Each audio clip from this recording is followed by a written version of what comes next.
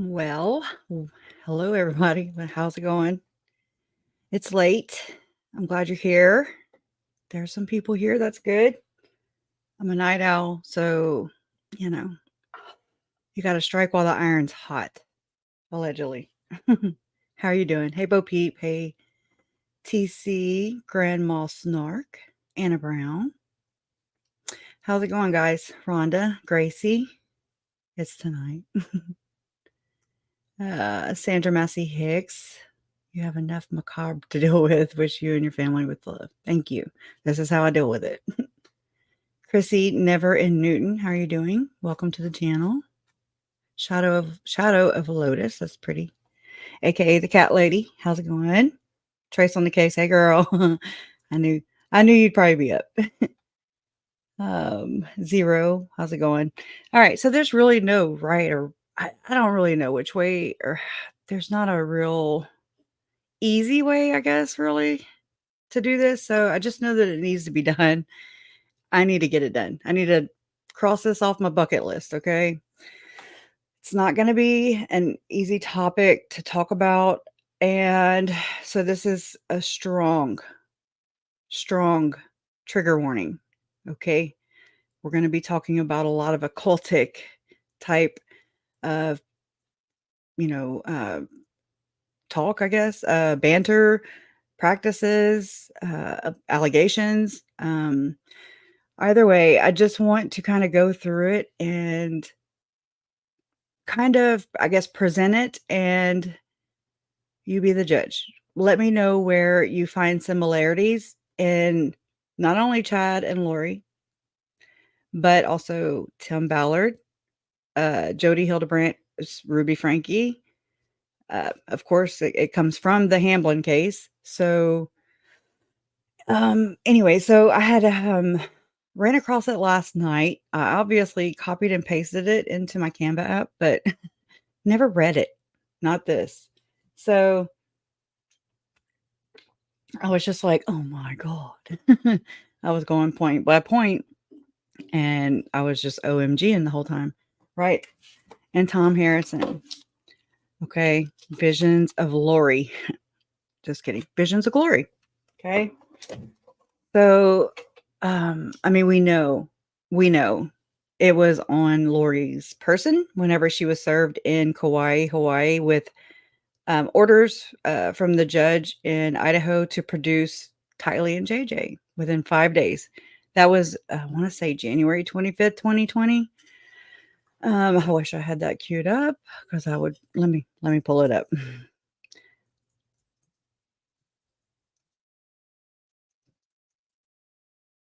I always spell Kauai wrong. Kauia. I don't know. It'll correct me. Did you mean? Yeah. Okay. So let me go ahead and share my screen. Oh, sorry. Get back over there. All right. Yeah. Okay. So, this might just be a news story actually, but same difference. Exclusive video in the case of so-called doomsday mom Lori Vallow. She's on trial in Idaho, accused of murdering her children. The evidence is from January of 2020, when the former Arizona mom refused to cooperate with law enforcement in the search for her two kids. Okay.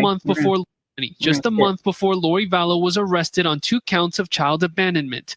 Looking at it now, it's bizarre to think JJ Vallow and Tylee Ryan had been dead for 4 months as their mother sat poolside with her new husband, Chad Daybell.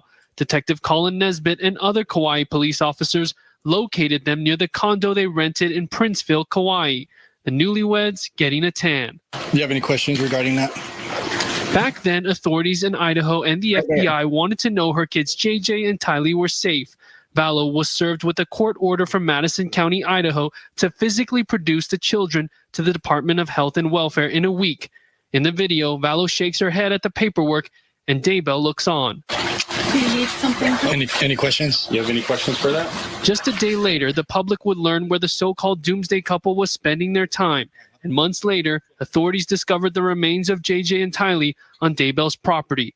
For Vallow, child abandonment charges turned into 2 counts of first-degree murder and 3 other murder conspiracy charges in connection to the kids and Daybell's first wife, Tammy. Throughout trial, prosecutors have called witnesses testifying that Vallow identified the children as dark spirits or zombies.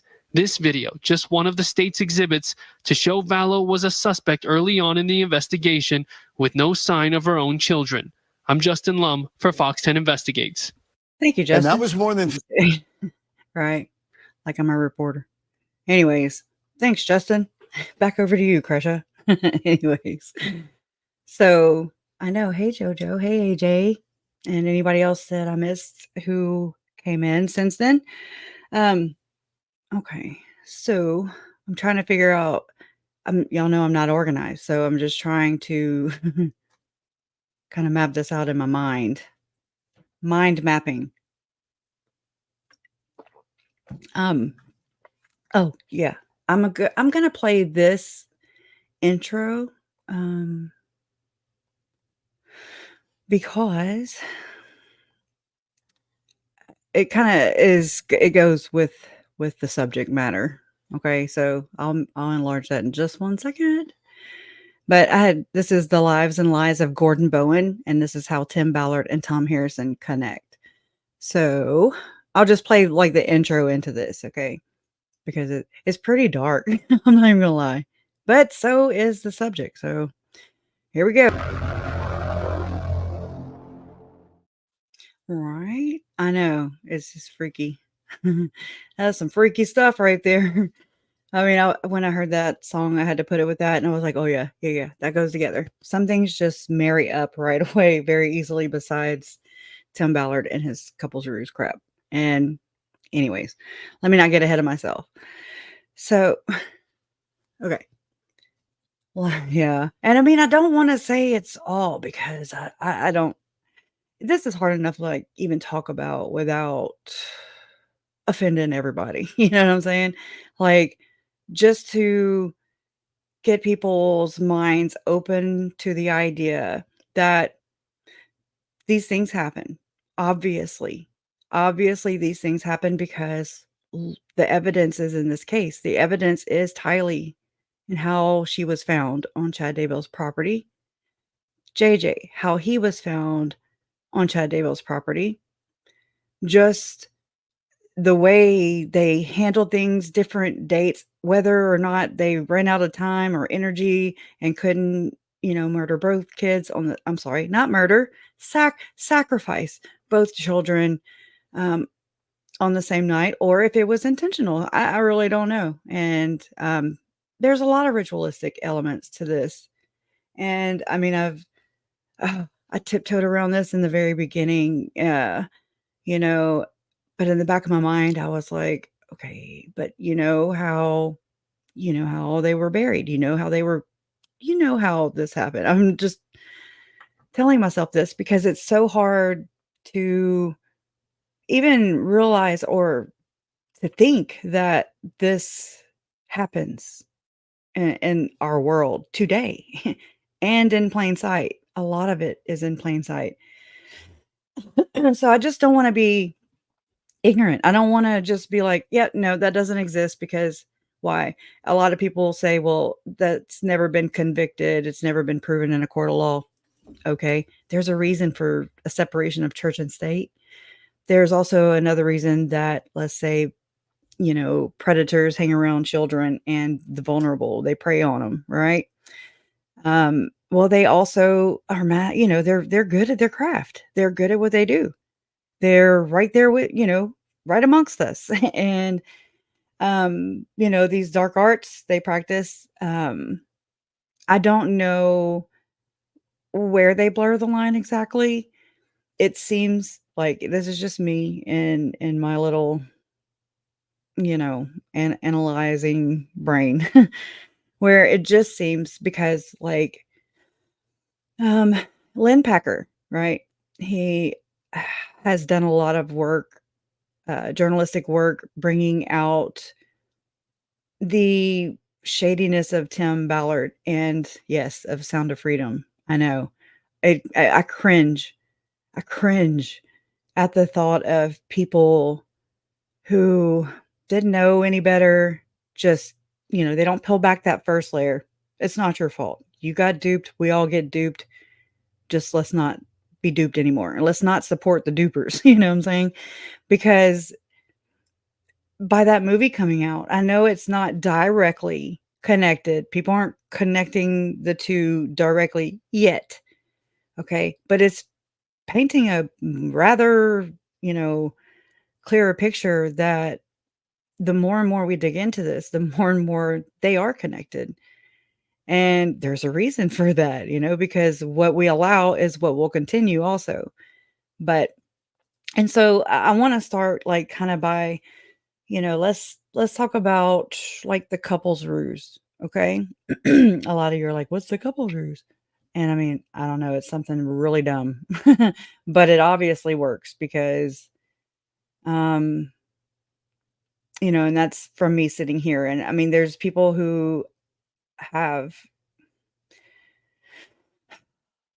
not so much just like fell in and, bought the couples ruse. I mean, it's a whole lot of things. It's a whole lot of deception and twisting and influence. There's higher ups in the church who were approving of the couples ruse, who sanctioned it. Okay.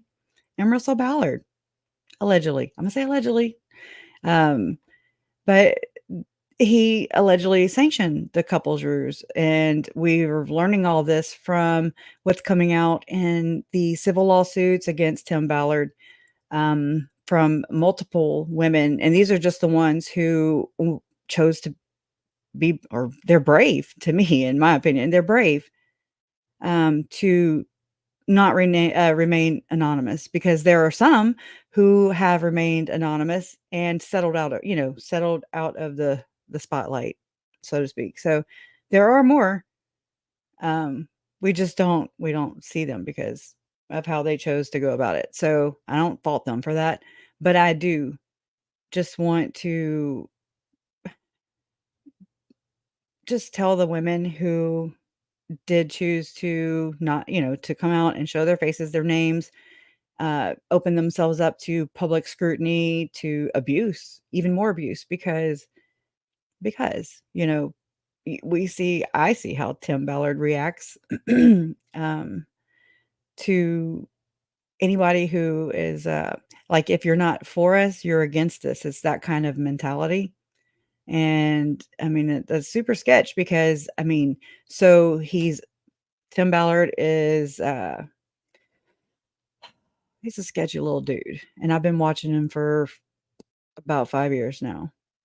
I've been aware of him, and again, a lot of this wasn't very connected in the beginning. I just kept my eye on him and what he was doing in Operation Underground Railroad, and so through Lynn Packer, his reporting, his investigative journalism, I've kept up with his op-ed series that he has a YouTube channel, Lynn K. Packer.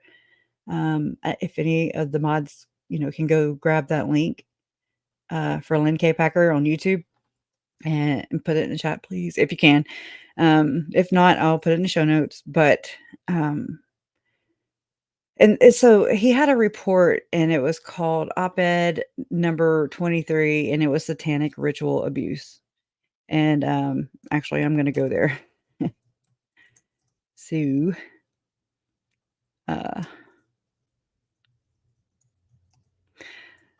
let's see. All right.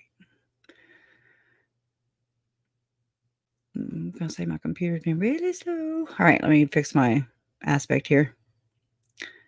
All right. Okay, so this one right here, this old purple. Okay. You can tell he uses the old school, presentations.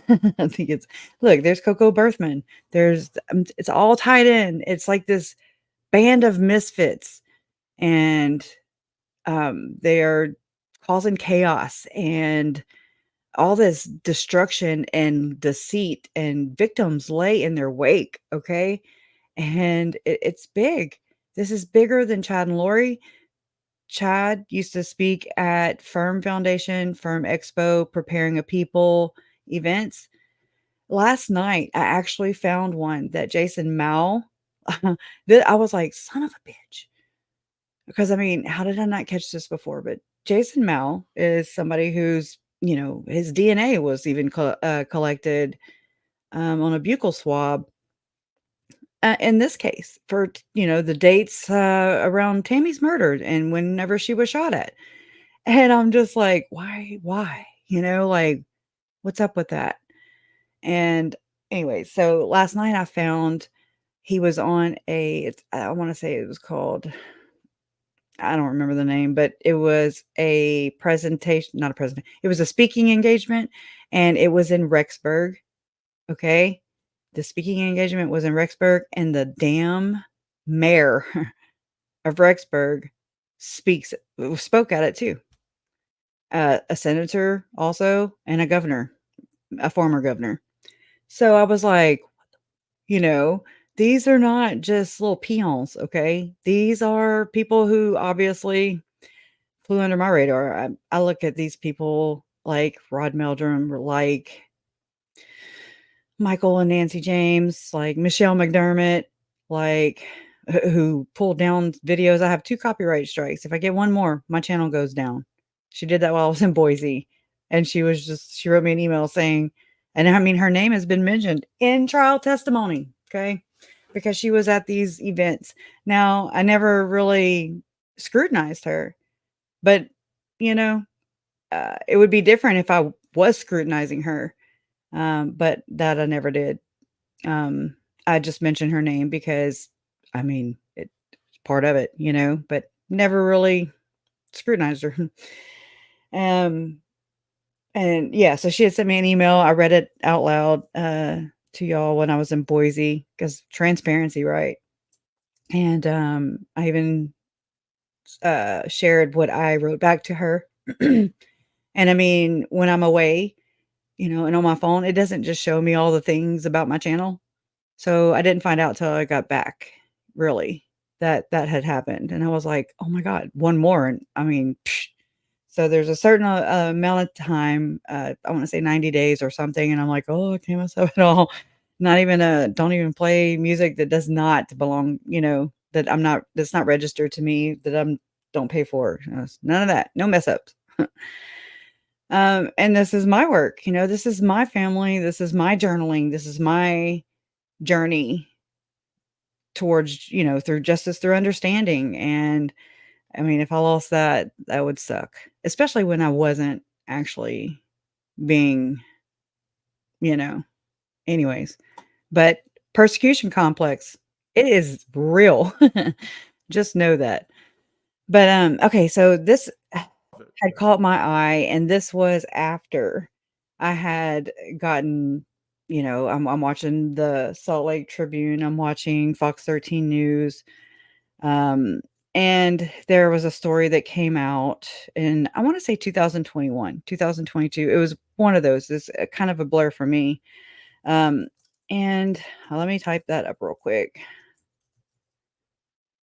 Let's see. Wrong one. I just get button happy and I just start clicking on things. Okay. It's basically Utah County seeking tips on, at this, I'm just reading one of the many. I'll share my tab. One of the many options here. Arrest made. Let's see. We have a breaking news update to a Fox 13 investigation. The Utah County Sheriff's Office has arrested one of its suspects in a ritualistic child sex abuse investigation. Fox 13 News investigative reporter Adam Herbetz has been following this story all year, and he's live in studio with an update. Yeah, Max, this is David Hamblin. He's a former therapist, and that's his previous mugshot from back when he was charged with 18 counts of sex abuse in 2012. We first found out about this new case from victims in February. That's how long we've been accumulating information on this man. And the first thing we did was look back at that old case, trying to figure out why those charges were dropped by the Utah County Attorney's Office. You can read it right there on your screen. Even though Hamblin confessed to raping one of his young female family members in an undercover phone call recorded by the Provo I have Police all Department. these, by the way. Hamblin was not the only suspect back then, and even though he was arrested this morning, we know he's not the only suspect now. On your screen, in April, we started interviewing victims for the first time on camera. That's Brett Bluth, one of Hamblin's former patients. He says he used to be a member of the Church of Jesus Christ of Latter-day Saints, and he was recommended to Dr. Hamblin for conversion therapy. What? That's something he wanted at That is a freaking pattern here. Jody Hildebrandt, Mormon therapist. There's so many more too. David Hamblin, Mormon therapist, recommended, right? And I mean, they're in this case, within this case file, there are so many people. There's like over 144 people named, and these accounts are so detailed. And I mean, I'm like, oh my God, just reading it. So I can't even imagine what it's like for the victims, especially when people don't believe you or say, this doesn't exist. It's a conspiracy theory. You're crazy. We're not, it's so gross. And so when people say that this doesn't exist, I want to be an advocate for that. I want to learn more about how to present this, I guess, and learn more about it, because while it's not a clear-cut case, so much for Tylee and JJ, because I don't think those elements were brought out because it's so controversial, I guess you could say. But I mean, in the indictment against Chad and Lori, they got this language right. That's a jab at Friday's testimony, right? That whole crap that oh my God. Anyways, let's not get mad about that. Move forward, right? But in the indictments, it said that basically I'm trying to remember the wording, used their religious beliefs to justify killing people, rating them dark, and then deeming them a zombie. And then, whatever they're doing, the energy work and energy healing, and just messing in some really dark shit. Okay. Pendulums. We have pendulums. It all spawned from, Joseph Smith, who used seer stones, which is basically the same thing. He used to use dowsing rods to locate treasure. So, I mean, it's just it's nothing brand new, if you really think about it, but it's just, hooey pooey, So the fact that that's included in the indictment, I was relieved whenever I heard that, because I was like, okay, all right, I can, there's my foot in the door, I guess you could say, because I don't know. I think we all just need to be more aware about this, be knowledgeable, just be aware of it. I'm not asking you to join an occult practice or anything, or a cult. Don't do that. But just be aware, know what to look for, know the signs, identify, and then try to teach others, teach our children. But so this came out, and whenever I heard, child ritualistic SA case, and it involves cannibalism, I was like, what the actual fuck? Because I mean, oh my God. And so here's Idaho right here, right? And then here's Utah. And I was like, that's really close, that they're really close together. And well, and then it turns out the scope or whatever zones in even closer to where Chad was actually from, his hometown. He was born in Provo. Him and Tammy moved from Springville. They moved to Rexburg. Okay. So I'm just like, okay, well, I mean, these are pretty crazy allegations right here, and then I know how Tylee and JJ were found. And then I'm like, that's too close for comfort for me. And so as I've gotten a little more time to research into these other cases, this was like the very last one I was able to research into. I've been digging into Tim Ballard every chance I get. Before this though, and then this one popped up and I was like, oh my God, where do they connect? And so Tom Harrison is actually involved in this case too. So that's Tim Ballard, Lori and Chad, because Chad allegedly, there's 3 or 4 sources named by Lauren Matthias, hidden true crime. And I mean, I remember hearing this in the very beginning, but I referred to him, or at that time I knew him as Portal Guy. I didn't know who the hell Portal Guy was, but Tom Harrison is Portal Guy. So it all makes a lot of sense. Now we have to wait for those. We have to wait for this to blossom. Oh my God, here we go with the throat. Let me mute.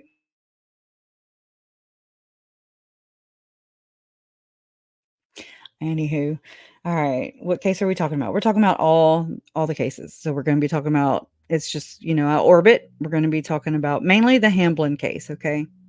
And then we're going to be comparing it, basically some accounts that have come out of that,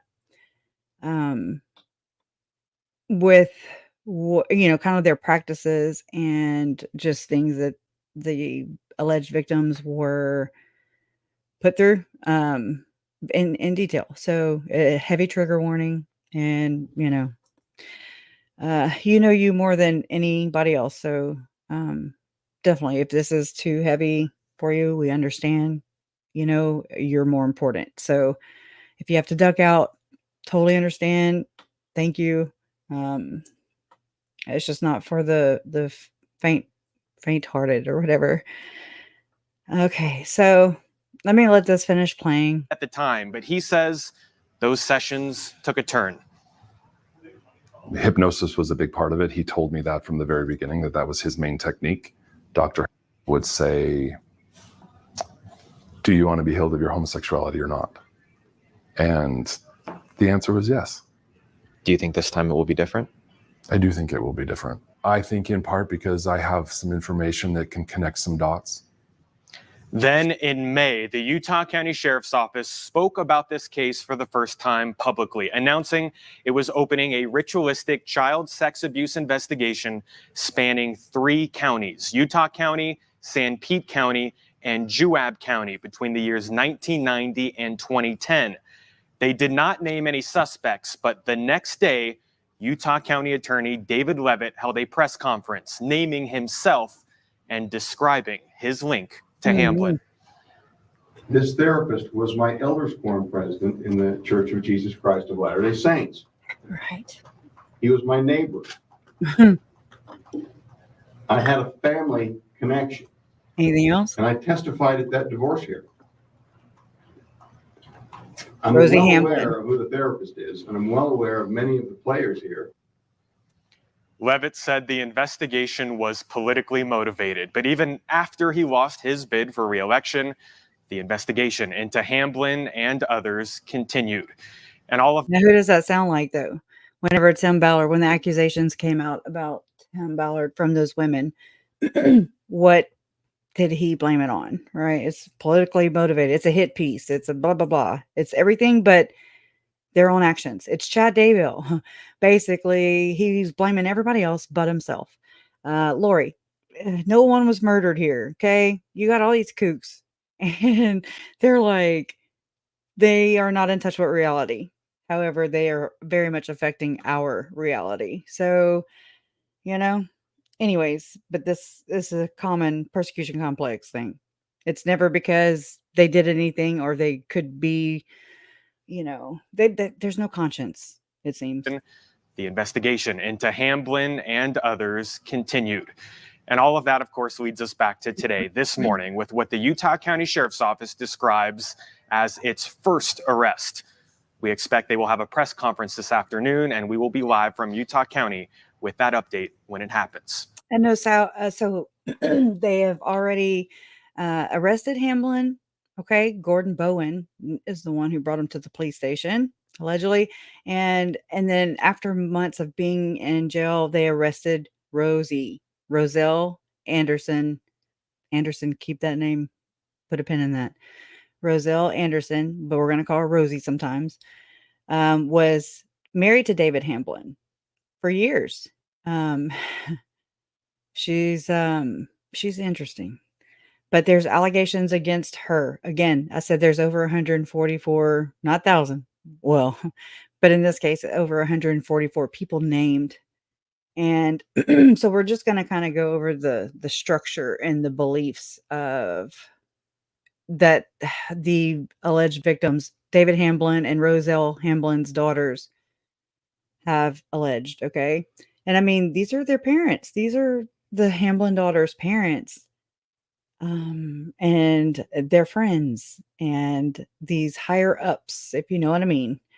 These, you know how we've heard there's touch parties and there's allegations that President Nelson, the prophet right now, the living prophet of the Mormon Church, that his daughter and her husband, so his son-in-law, are part of these kind of touching parties, allegedly. Again. And so there's a lot of I don't know what to call it. People who go and spin it, you know what I'm saying? It seems like these therapists are sent in, so to speak, especially when the whole satanic panic happened back in the 80s. Utah has its own satanic panic, you know. And I mean, a lot of people, there's a lot of creators that have covered this. There's books written about, you know, Michelle Remembers and all these things. And so there's a lot of spin doctors out there who it's like it's like their job. They're part of the structure. Like they're not, it seems like the ones on the outskirts or on the fringe, you know, I don't know. It's so complex and convoluted, and I mean, it's pretty confusing because again, they try to blend in. That's the whole thing. The whole thing is to just create victims. I mean, that's what they're doing. They're preying on people. So there's priesthood blessings involved. There, okay, there is demonic inviting demons. Okay, these people think that they can summon these demons and they calm down. They give them more power. Okay, let me just shush so I can just let this finish and so we can get For on now, with in it. studio, Adam Herbets. Okay, that's over. All right. So let me go over here. All right. Let's see. Let me present. All right. So the beliefs of the Church of Satan, according to the witness statements. I think this is the right one. I may have the wrong one pulled up. So, okay, let's see. Yeah. According to victim statement number 2, the group believe. Okay. So first off, let me tell you, this is this group, these people were doing the dark arts here. Okay. They refer to themselves as either the group, okay, or the Church of Satan. However, there is a legit Church of Satan, so we cannot just say the Church of Satan. We have to say like the LDS Church of Satan. Okay. It's a little confusing. Now, I just want to make a little correlation, and I mean, it may not mean anything at all, but I just want to point it out. Do y'all remember about the 7 gatherers, right? We heard about the 7 gatherers. And they are actually in the FOIA docs, which I do have that linked in the video from Friday night, Melanie Pulowski, to the FOIA docs. So you can go and grab the link and check it out for yourself. But they were listed and they referred to themselves as the group. Okay. So I just want to make that correlation. I don't know if they're related or not. I'm pretty sure they are, but hey. All right. So according to victim statement number 2, the group believed that Lucifer was the firstborn of God's children. So older than his brother Jehovah. Okay. Lucifer held the birthright succession to take God's place after his experience on earth. God wanted his spirit offspring to follow after him and become gods. Right? Just let that sink in. Oh my God. And he called a great council to outline his plan. Lucifer presented a superior plan to that of Jehovah, one that would bring back God's beloved children after they had received bodies, right? I mean, we've heard this before. This is kind of Mormon belief. They believe that there was a premortal life before coming to this life. So that to me is like, that's multiple lives. But anyways, who's counting? Yeah, okay, so it's basically like they have a conversation with Jesus before they come to this earth, and they accept this mission. They accept to, they agree to be born to these parents, to do this mission, to live this life that they were preordained to do. Foreordained is the word that Mike Stroud uses. So, anyways. So, I mean, there's that. Okay, so Lucifer presented a superior plan to that of Jehovah. And I mean, to me, it sounds like Lucifer's plan, if you really think about it. One that would bring back God's beloved children after they had received bodies. The group believed that they, as high-ranking spirits in their premortal lives, were not far behind the knowledge and power of Heavenly Father. That right there tells me, James, Elena, they were all the people that they were in prior lives. Julie Rowe, Joan of Arc, Mary, Jesus's brother. Okay, they're all important, high-ranking people in the premortal life. Okay, so I'm like, check. Okay. God, however, did not want to cede his throne past his natural time. Jehovah plotted against Lucifer to gain his birthright and the throne. According to the group's mythology, Jehovah beguiled God and the council using flattery, which caused them to back his effort, thereby enabling him to defeat Lucifer. God was urged by Jehovah to throw Lucifer out of heaven, and Lucifer knew that he was soon to assume his role as Satan, which the group believed had been played in other worlds and eternities. Remember Zalema's whole outline, trial testimony, that each world has a savior and a Satan. Okay, I don't quite get it. I'm just like, okay, whatever you say. Anyway, so played in other worlds and eternities. Lucifer developed a plan to overthrow. Doesn't it sound like the Constitution is hanging by a thread? Kind of the overthrowing the government. It just kind of sounds like the same kind of plot. Okay.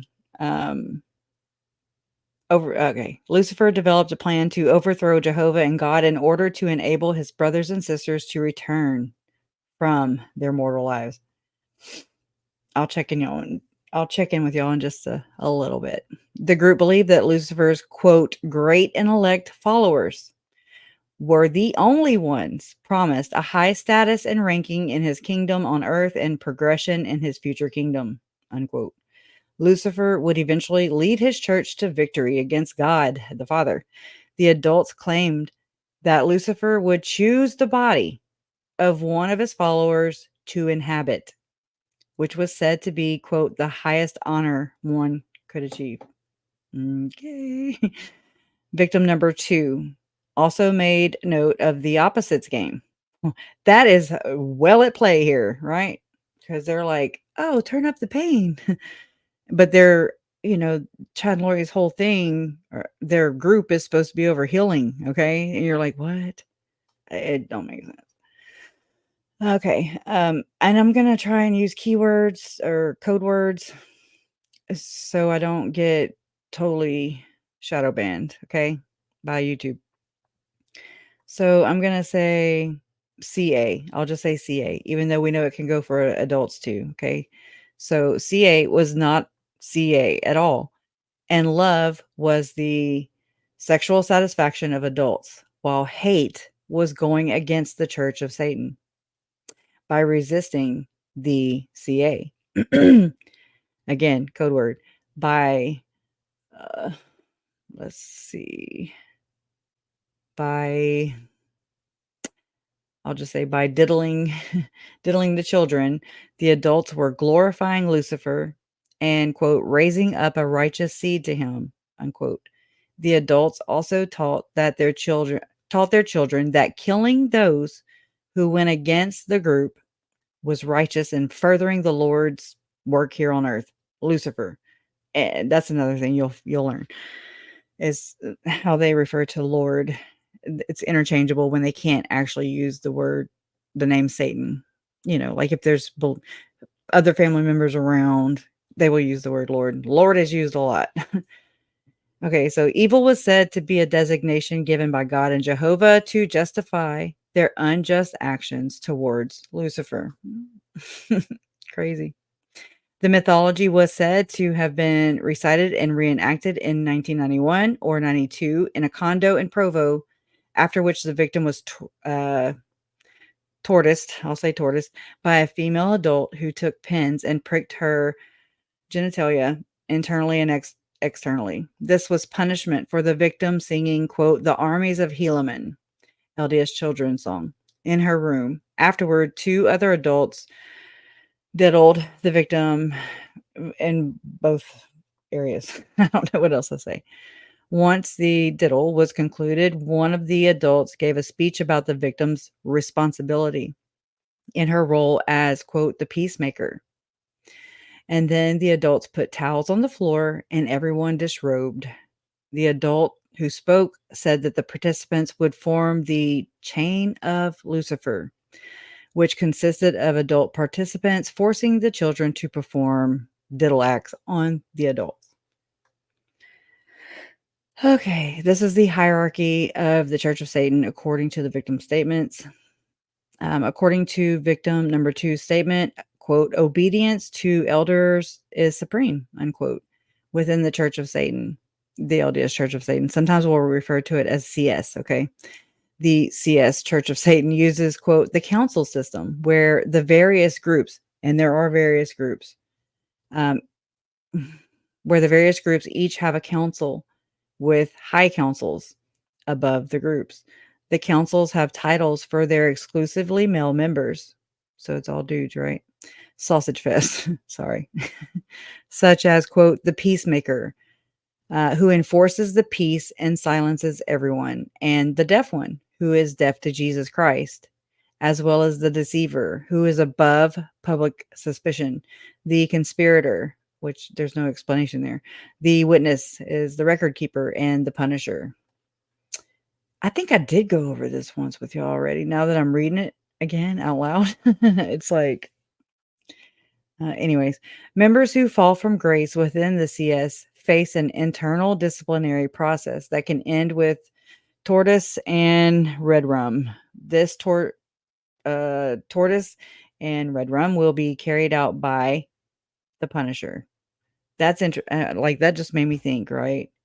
So that's just for members or victims or what? Because what was Alex? You know, what's his title?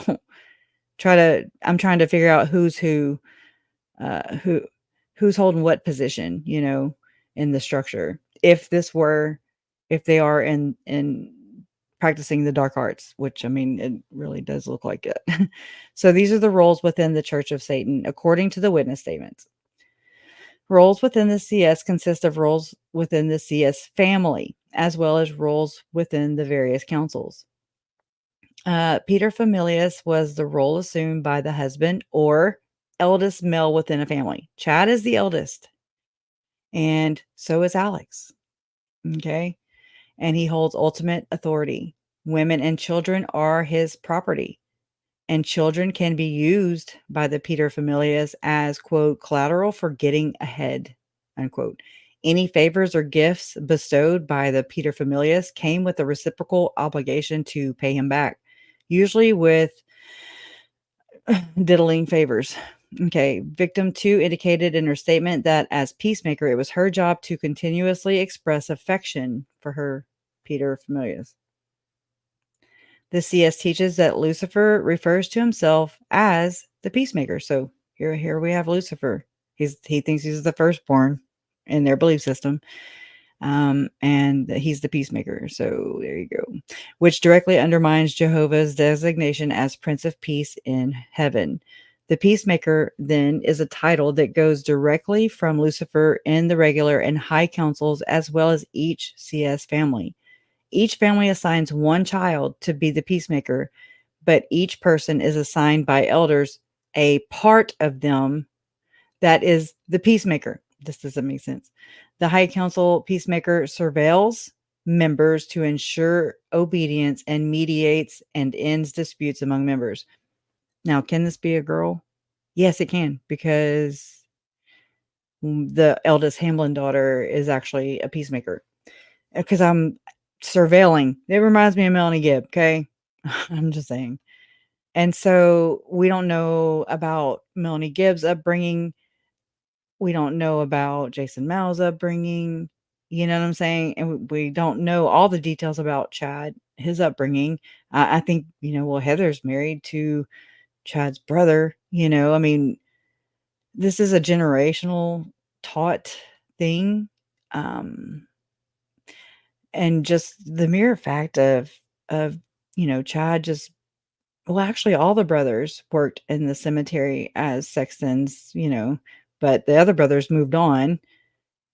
Chad did not, he stayed being a gravedigger. And so the fact that they hang out in cemeteries and just all the death, right? Again, these people that do this, that live this lifestyle right here, who believe in these things, they blend in. They try to. The peacemaker is required to maintain an outwardly mild-mannered and calm demeanor as part of their covenant. And they tell others that their actions are for the good or the greater good of the individuals subjected to a PM, which is a peacemaker's decisions or rulings. Okay. A PM is appointed through a ceremony that is renewed through a lifetime, in which a torch, y'all, reminds me of the damn 2002 Winter Olympics in Salt Lake City. I wasn't there, but it just reminds me of all the things I've heard and read. And anyways, the torch symbolizes Lucifer as a light bearer, and the PM is required to willingly endure trials in order to keep the peace. The covenant is partially found in Mosiah 18. The PM is required to be the witness of the councils and as such a spy within their own family. But it reminds me of Gordon Bowen and like Mitt Romney. They were, I forget what they call it. They not that okay. Because Gordon Bowen, he's like he works for he owns McGarry Bowen. He was a big time ad. I can't think of the name right now. Anyways, it'll come together. Like he worked on Madison Avenue, big ad campaigns, like actually one called The Portal. I shit you not. And it's like when you read it was a design that these other men had created down in Texas or something, and it was called The Portal. And a thing that you'll see a lot here from the dark arts worshipers or practicers, they exploit everything. So they will claim work as their own, and they're okay with that. They're those kind. And so that's exactly what happened. And it was a civil lawsuit against Gordon Bowen for stealing the design and trying to incorporate it. And he's worked on ad campaigns here. Why is this? This is ginormous. The thing is like my screen is like so I'm like this trying to read it. So I might just keep it at this size, but I'll show you right here and here. And then that way I'll come check on y'all too and see if y'all have any questions or whatever, help. Let's see. It's this one. Membership has its privileges. Gordon Bowen made that. Okay. That's what I'm saying. It's like membership does have its privileges, don't it? Another thing I want to, since I'm back here already, I'm going to go ahead and play this. It's 1:57, almost 2 minutes. It's a clip about the LDS leaders, investors, and how this goes in through what I call Tim Ballard's white horse, not a white horse prophecy, a whiteboard meeting. But I do kind of make a pun at that and say it's a whiteboard prophecy instead of the white horse prophecy, because if there ever was a cult leader, it is, in my opinion, Tim Ballard, all the way, all day, every day. So I'm gonna just play this. So maybe some of you who have never seen it, maybe it'll help. It's a lot of things to pull in. Trust me. In an article I published in 2017, I created a flow chart to show how the nonprofit OUR worked with the for-profit venture, the Abolitionists LLC. Tim Ballard would control both organizations. OUR would provide what would be referred to as the sizzle video of operatives helping rescue child sex slaves, while the profit venture provides video that could be used as evidence, but mainly for the TV series. Initially, Ballard would be paid by both entities. Russell Ballard invested on the for-profit side. Besides Russell Ballard, 2 other high church officials are believed to have invested with Tim Ballard's for-profit venture: Robert Gay, who has since become an emeritus general authority, and Dale Renlund, an apostle. The 3 purportedly invested about $600,000 in 2013 in Ballard's movie-making venture. All declined comment, would neither confirm nor deny.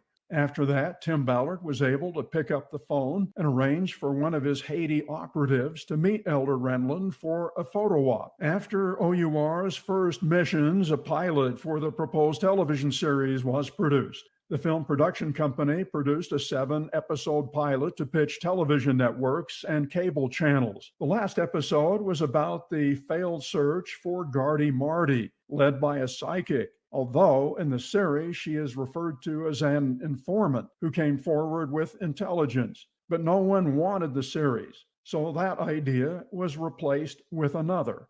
So the producers took the series footage and made a movie out of it, a sort of docudrama for theatrical distribution narrated by Tim Ballard. It premiered in Utah and California with big fanfare, endorsed by Utah's governor, attorney general, and other politicians. All right. So I know. I made it quicker. So I cut out all the breaks, and that way you could tell it a little faster and more concise, I guess. Oh my God. Hold on. I know. And you know that Gardy Marty, it is a real kid of one of, I have to clear my throat again. Okay. Oh my gosh. I'm having problems. It's about to do it again. I'm about to lose my mind up in here. So I do apologize. Okay. It's allergy season in my house. It probably has mold in it. It does have mold in it. I'm just letting you know. Anyways, but Gardy Marty, he's from Haiti. He was born to one of these a Haitian family who was a bishop for one of the churches down in Haiti. Okay, his church. So this little boy allegedly gets kidnapped from the church parking lot. Okay, and then M. Russell Ballard, like, he's just like, oh, we're gonna help save the kid, you know.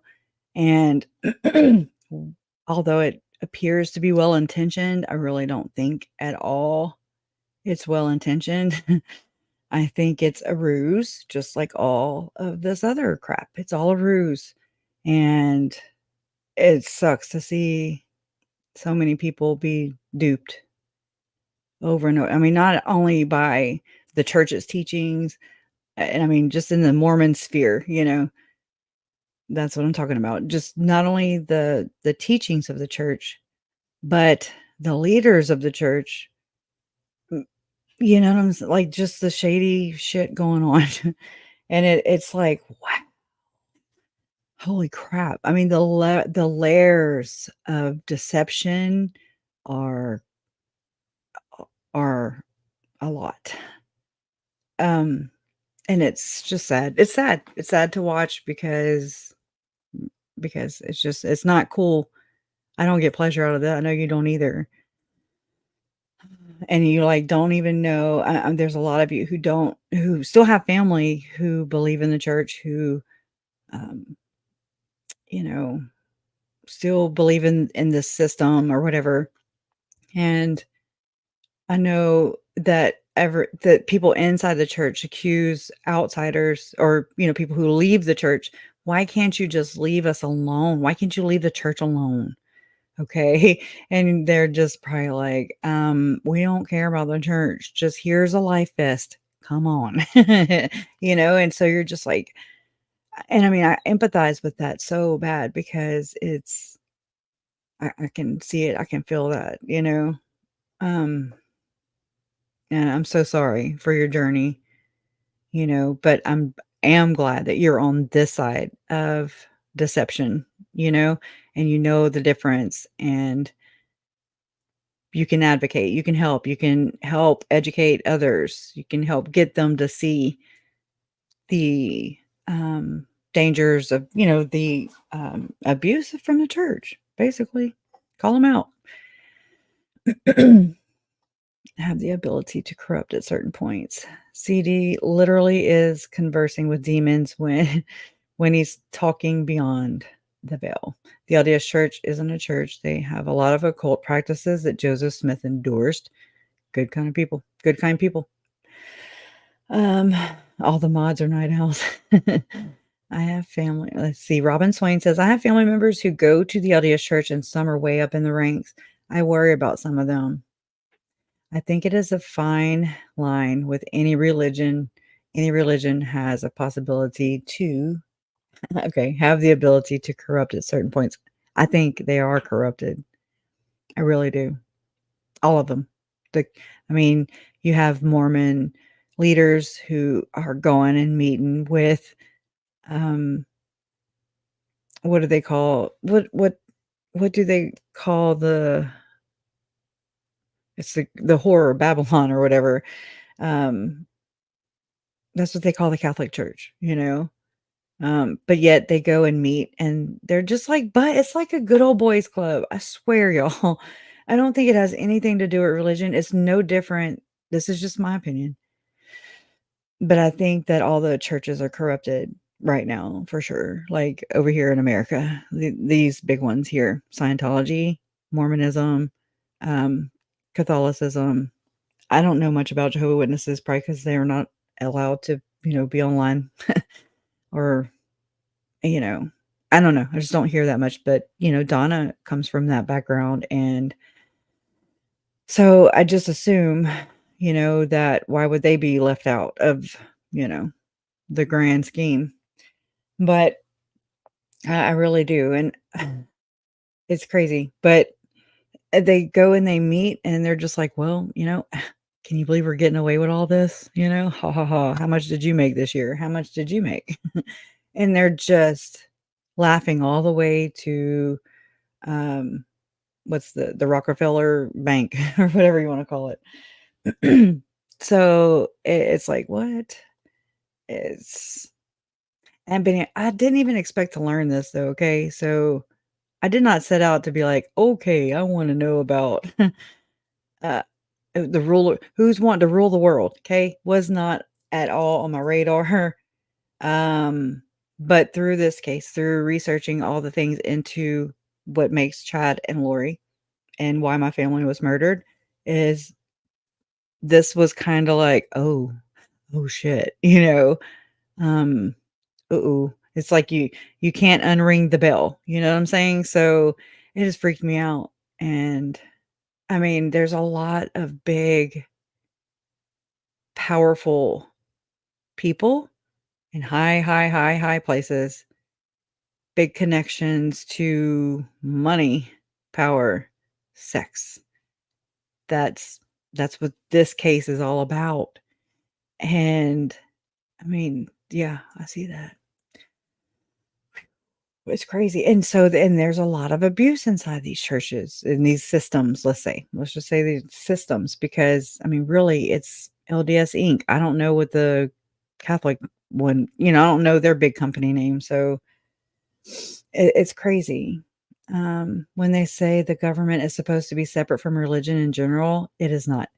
Amen, sister. Right there. We know. I feel it. Trust me. I feel, and I mean, this is just my experience. This is my experience. I'm not saying that this is fact or true or whatever, but Tylee and JJ, my family's murders, right? They were murdered over these beliefs. Okay.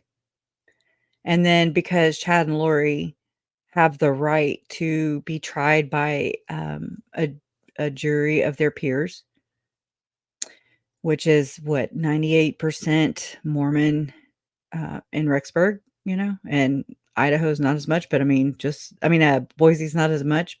But do you just understand what I'm saying here? So the same people, and I mean, I know this, just hear me out. I'm just a generalization. The same people who are responsible for murdering Tylee and JJ, Charles, Tammy, Joe, allegedly, are the same people carrying out the so-called justice. And just sit with that for a second. And it's pretty like, oh, it doesn't feel so just. Anyways, I don't know how to explain that. It's so justice looks different for everybody, I do believe. But that's what it looks like from my end, because there is such a mixture of church and state. I didn't know all this. I still don't really know. I just know like at the kindergarten level of right, sweet Melissa. Yes.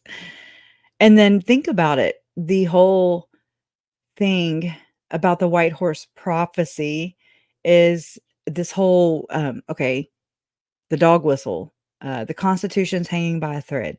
Okay. Glenn Beck has touted this one before. I've shared it here. I didn't know. I just shared it to show that there were code words being used, back a couple years ago. And he said, like a dog whistle, the Constitution's hanging by a thread.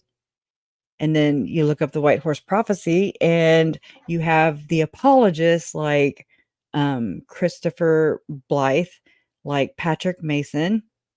Christopher Blythe, he's very smart, but he's on the church's payroll, as is Patrick Mason. And they're apologists, but they speak in public. They do interviews. Their job is to distance what Chad and Lori have done from mainstream. Okay. There you go. And I mean, there's papers that have been written. There's interviews that have been conducted. There's been so much disinformation put out there, misinformation, disinformation, the whole chaos, right? Chaos. And it's to where you don't know which end is up, right? And I mean, I didn't know this going in. I've listened to what they said in the beginning until I knew better, until I knew and found where Christopher Blythe, same guy that speaks. I mean, he actually has a podcast out right now. Okay. About the day bells. Okay. I was like, oh, hell no. But I mean, that's their job. Is to distance, what Chad and them were doing was nothing. And then it gets all into the semantics of everything. And I'm just like, splitting hairs, right? And so whenever that happens to me, it poo-poos on my family the victims' heads. That's how it feels. Just how it felt Friday whenever that whole thing came out and Chad might have been able to be acquitted for murdering JJ, allegedly. I mean, it was like rejection, and it hurts. I'm going to tell you how it feels because it hurts when people, people are like, "Well, it's okay. It's okay. I mean, still got all these other charges." And I'm like, "That's not the damn point. It's not the point. These are technicalities, you know?" And so like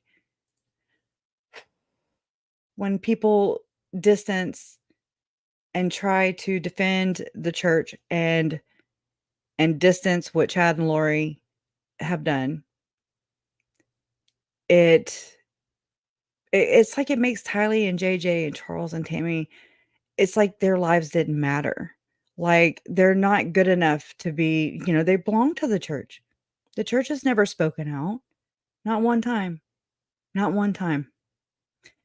And they won't. And why not? It's a pretty big case. They spoke out for the Ervil LeBaron, not Ervil LeBaron, but back in 2018, whenever there was a attack on, I want to say it was 9 LeBaron family members, and there were children that were murdered right there on the Mexico American border. And I mean, that was tragic, right? And I'm not faulting the church for speaking out. But if you think about it, the church excommunicated the LeBarons long ago. We're talking half a century ago now. And yet they're making a public statement offering condolences for the losses of the LeBarons' family members. Do you see what I'm saying? Those people they excommunicated. Now, Charles, Tylee, Tammy, and JJ were all members of their organization, their church. Tithing, worthy. Uncle was a priesthood holder. Tammy, she served callings and nothing. And you're just like, that doesn't make too much sense to me. You know what I'm saying? Like, it's nuts. And it's a slap in the face because it's like, you created this. You helped create this church. But you're not at all worried about drawing a line and saying, hey, to the rest of your congregation, not to say, hey, their lives mattered. Okay, stop doing this shit. You won't get none of the damn kingdoms or this church. You won't be able to practice. You won't be a member, right? But that's not happened. And I think that's part of it. I really do. I really do. Hey, Natalie, I haven't seen you in a while. How are you? The church turns people into a bunch of bootlicking, naive, not stand up for truth people. I know. Yeah. And I mean, but there's a lot of good people, but there's also, I'm not going to sit here and make excuses for them anymore. You know what I'm saying? Like, it's just like, hey, you're grown. You can move away from the hubs, the Mormodor. You can go or just open your mind, just open the internet, look around, go to some places where, it's like a no. Or just listen with your heart. That's all. Hey, Lee, or it's just Lee here. Okay. It was Lee here, right? Amen. My gloves are off tonight. Well, come on, girl. Swing, you're in the right place. And I mean, again, yeah, I lost my shit the other night or the other day whenever about JJ and the loophole, right? Of what could have happened. I didn't know. And I didn't expect to even, I didn't even know what that was. And I was like, oh shit, that's a thing now. Okay, that's a thing now. And then you have to learn about it, right? And you're like, what is that thing? What is this? What are they talking about? It's legalese. I'm not a lawyer. And you just know that it means that, Chad could basically not be held accountable for JJ's death. If this would have happened to any of them, I'd have been just as pissed off because no, no, no. And again, a lot of the times, and I hate this. I hate the fact because how can you? It's like this. It's like driving and you're pushing the gas pedal and the brake at the same time. Okay, so I am thankful and grateful for prosecution. I'm grateful for the officers who had to see some things that were horrible and that will stay with them for the rest of their lives. And then on the other hand, and I can do this, I have to do this at the same time. It's like I have to micro compartmentalize and hold them apart, away from each other, because I'm like, I don't know, it's just the system that they're in, and but a lot of them are Latter-day Saints.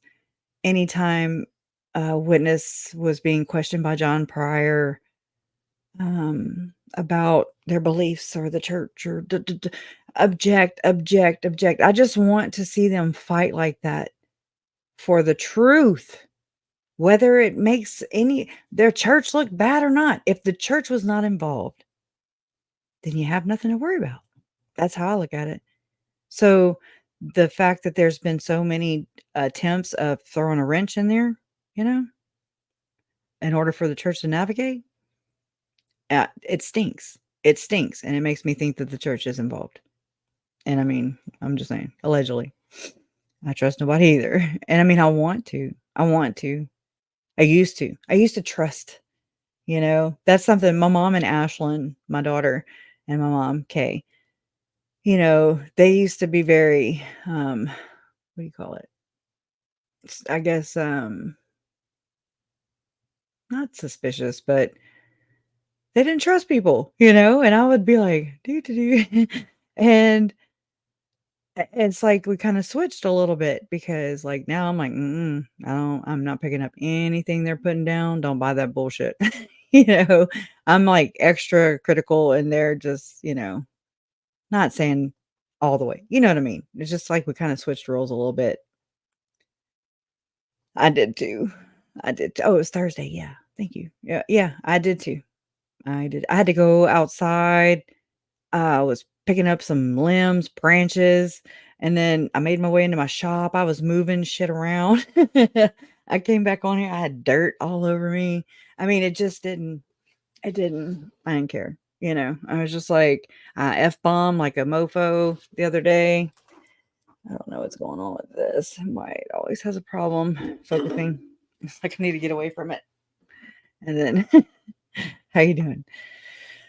Yeah.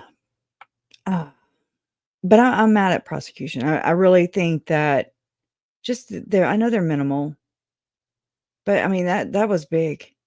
And there's how many of you sitting over there at the prosecution table? Delegate and say, hey, make sure you have this done. Make sure, especially if you've already messed up before, like the last one, and not only that, everybody's watching you too. And I think that's more what they worried about. It's more about appearance and what people find out and tie together. And then it's like we get bombed with all this stuff every single day. It's like a document dump. It's like a FOIA dump, right? All this information. And I mean, my head's spinning, I haven't had time to process it all. And I just think it's like, wow, it's a lot of information at one time. And then by the time we do connect it, it'll already be adjudicated. You know what I'm saying? So it's just like, what? Keep their heads ringing. Ring, ding, dong. No boxes to burn. Just wood. Yeah. There's a word for it. I'm trying to think of it, but I guess I'm just, what is the word? Anybody? I know y'all are so smart. Kind of a word for this. Not suspicious, but leery or cautious or something to that effect. Oh my gosh. Okay. I never told you I had the whole dream team of cops that I served at Buffalo Wild Wings. Good food. About 4 to 6 months ago, served plenty of beers too. Ain't that something? I'm just saying. I mean, they deserve some damn beers, but it's like it's so hard because it's like I'm pushing and I just want truth. I want to. I want to know all the things that went into it. I say that, but I want to know the things that went into the murders because that's why my family's not here. Then, and again, if we don't have all the facts, if we don't know all the more details, at least without prosecution always trying to regulate everybody, okay? And they're Johnny on the spot for that. They are like, dun, da, da, da, and they're like, here we are, for all those kind of things to protect the church. But they are not, in my opinion, there for truth and transparency and getting to the damn bottom of it. They know it. They know the facts as much as anybody else, And it's like, okay, but you're never going to talk because you are part of that system. So, you know what I'm saying? It's a very, very, very effed up situation completely. And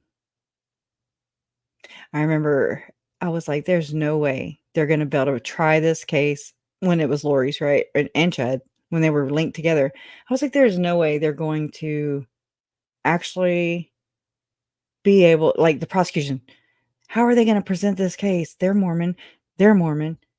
And how are they going to do this? I mean, it blew my mind. And when I was there last time for Lori, I mean, I would just look at her and then I would just be like, oh my God, like, what the hell? And they did it, they really, the prosecution pulled it off. And I was just like, wow. Because I mean, it is mixing the church and the state, but it just seems like it's mixed only whenever it's, convenient for whomever needs it at the time.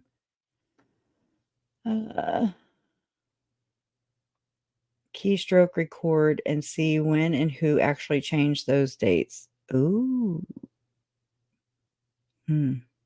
Prior's office? Huh.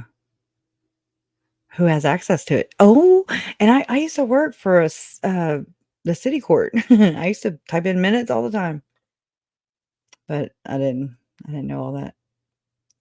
Funniest thing that Pryor missed, he could have had his Perry Mason moment for the camera, but nah, he missed it too. Which part? Or did you already type it? They should be beyond reproach, but sadly aren't. No. Yeah. I mean, for sure, if it seems like if I had to guess, Ron Ball is.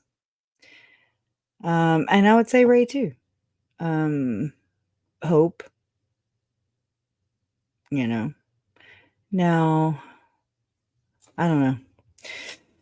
But then again, I mean, it's still, even though Judge Boyce is removed, like he's not a practicing Mormon allegedly, it's still that same environment. You know what I mean? Like they are born, raised there. It's a way of life.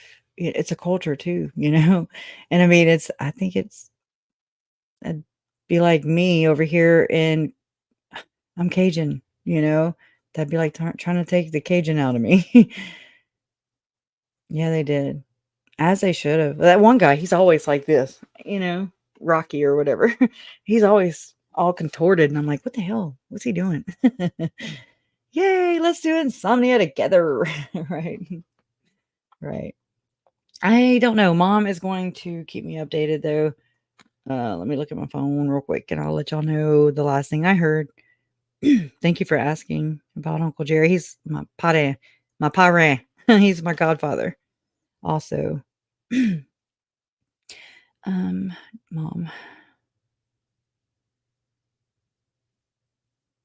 Okay.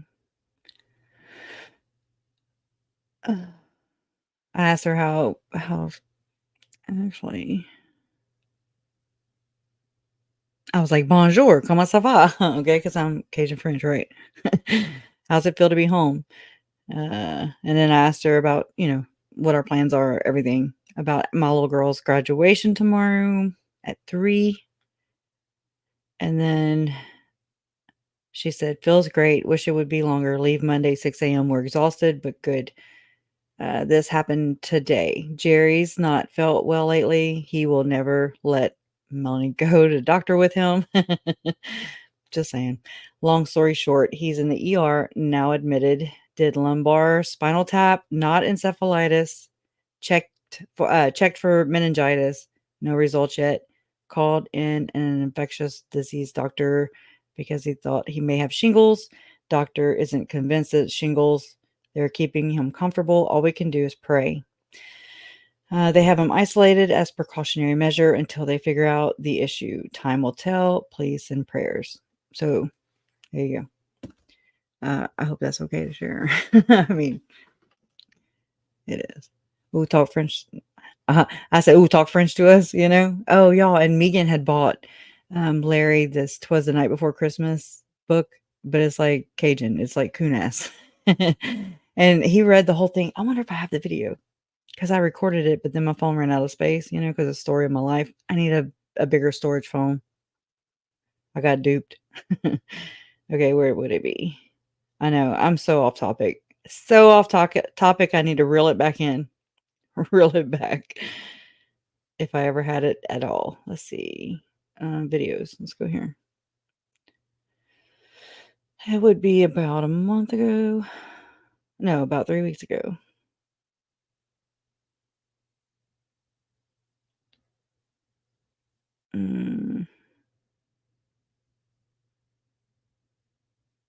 Okay, there's airplane, so I don't know. Yeah, I'm not seeing it. Let me look in Google Photos. I might have had to delete it here. Just checking. I mean, because it would be worth it. Even if I got 5 seconds of it, it would be worth the listen, No, search. Videos.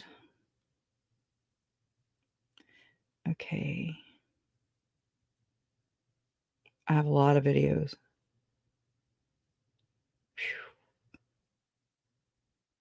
May 8th. Okay.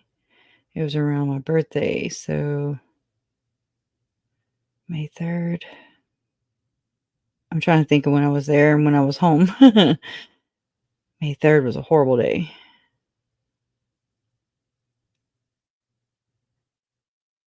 Like, I don't even, I'm like, time sucks. I'm like, what day is it? I don't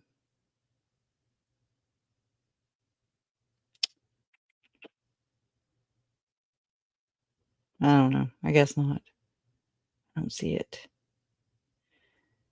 Anyways. But, like, I do have this. Like, we need to get back on track. I'm going to try to get back on track. Right? Thank you, Nights with Ping. I'm so sorry. I just was like, okay, well, I have Ashlyn's graduation tomorrow. I want to schedule, because I'm business as usual. Okay. I'll be done with all that and everything by tomorrow evening. Tomorrow's Sunday. It's my day. It's the day we always meet up. So I was like, well, today I'm just going to just do a surprise live, try to talk about this crap. It's hard to talk about. But like when I'm reading it to myself, I'm like, oh my God, this is so paralleled, this is so the same thing. But I want to share it with everybody because, right now, while we're learning all these details, there's a lot more things that make sense, or that connect. Yeah, the down payment, right? Yes. When I heard Dr. John say that, and I was like, thank you. It also goes with this too. It goes with this right here. And so I'm going to play it. Y'all have heard it. A lot of y'all have heard it a bazillion times, but here's to the ones who need to hear it. Okay. Like to hear it. Here it goes. Jesus Christ knows the truth of what happened. So this is a mind-blowing development in the Chad and Lori Daybell case. So this is them sunbathing the day of their arrest. And this book right here, I'm going to tell you what's inside of that book and how it basically explains everything about this case. So Visions of Glory is a book that has been sold in LDS bookstores. It claims to have a stamp of approval by an apostle. It also claims to be a prophetic book about the last days leading to the second coming of Christ, which is what Lori and Chad believed was happening right now. At one point, the book explains that people will be so ripe with iniquity because they've been overcome by evil spirits, and that the most righteous thing that you can do for them in that state is to, quote, deliver them from mortality. I will play a clip for you now. There was a law we followed. It was not a rule, but a law. When an individual or group threatened us, we knew their hearts. If there was any hope, even the slightest hope that they could be saved, even in the most celestial sense, we did not harm them. When we were confronted by people who were fully ripe in iniquity, and who would never repent, then we were free to deliver them from mortality. Their death would then be a blessing to them. Their death would be a blessing to them, because they could no longer add additional iniquity to their divine ledger. No one was murdered here, okay? Sacrifice, right? I mean, the writing's on the damn wall. The way Lori acted, I mean, it was like, I mean, this was my initial gut feeling too. You know, she sacrificed those kids. And there's other participants, okay? There is this, what Melanie Gibb is projecting, in my opinion, is this secret society. It does exist, okay?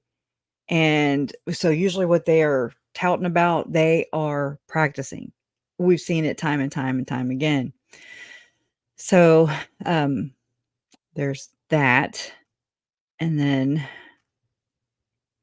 there's just, let's see. Then we have Janet Russin. Let me make sure I'm pulling up the right clip here. Let me go. Troy Abels was in my damn comment, John. Real quick, I want to address this because there's a lot of Oh, well, it's Skidson. Okay, so this is The Last Dispensation. It's a YouTube channel. It's Mormon based or whatever. And this is Janet Russin. She is Tim Ballard's psychic. Okay. And obviously, M. Russell Ballard's psychic as well. And you're like, well, how does a prophet, seer, revelator for the Church of Jesus Christ of Latter-day Saints, you know, they have discernment. That's what they are pushing. That's their product. Okay. That they are the middleman between you and your relationship with God. They're the one true church here on earth. So if they've never been outside of their community and that belief system, that's what they think, you know, that's what they're told. That's how they're raised. And so there's no diversity either, because I mean, Mormons are truly efficient people. They can run their own. I mean, I tell you what, if we ever have some revelations and some doom and gloom, I want to go where they're going, because they're prepared. They're taught to be prepared. It's a commandment, you know. They're organized people too. I admire that. But I mean, it's an echo chamber. It causes an echo chamber. There's not enough diversity. I'm not going to say it's not for everybody, you know. It's not a blanket statement, but I mean, it's just for this, you know, this echo chamber, the Mormidor, especially in places around where Uncle Charles was murdered, especially around where the kids were murdered. You know what I'm saying? And I mean, those are very dense, populated people of Mormon with like minds, right? And I really do think that kind of, even how they structure the whole Satan was Jesus's brother, to me, that's like, in a way, it is conditioning Mormons to forgive the offender. You know what I'm saying? That's what it looks like to me. I remember it wasn't long ago, about probably maybe a year and a half now, Jen, my friend Jen, True Crime Unveiled, we were on speaker with her, me and Jason, and she said something about Jesus and Satan being brothers. And I was like, no, and she was like, what? And I mean, it blew her mind. And she's been out of Mormonism, for quite some time now. And so, I mean, it's just it's different strokes for different folks, I'm just saying. And I'm not saying I'm right or, there's no right or wrong. It's just open for interpretation, obviously. But I find it very important to talk about, at least, because yes, we're different. We have differences, but at the end of the day, we're all humans, humaning here on planet Earth, and we have to get along and respect each other at the same time. Back to Troy Abels, though, he was, I had made a video clip of Tim Ballard, and he was speaking. I've shared it with you guys before, and it's under my channel too. Let me close this window out. It was of Tim Ballard, and he was touting about doing his own research and how Tom Harrison is this brain specialist. Okay. And that is not true. Tom Harrison, Visions of Glory here, author or inspiration for the author, right here, this dude. He is a child. He oh my gosh, I have all this stuff pulled up. I don't know why I'm sitting here trying to dish it out and tell you when I can just let videos tell you for me, because that was the point. Let me get to my thing. Just thank you for your patience. Okay. Let me get to the time code.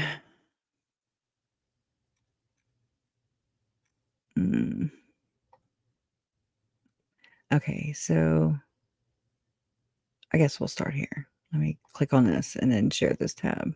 Their statement. Do you want to set this up in any way, Megan, before I read it? Or should I just read it? Yeah, you can just read it. It's from the lawsuit that was recently filed by victims of Tim Ballard. Yeah, it came down to the third judicial court, Salt Lake County, civil lawsuit. Okay, let's read it. It says, quote, this is a victim, an alleged victim of Tim Ballard, quote, he also had told me to read this book. It was called The Visions of Glory, and that he had met with the man who wrote it.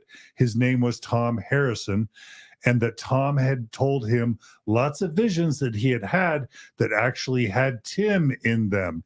He said that Tim would be a prophet of the LDS Church one day, that he would be the president of the United States.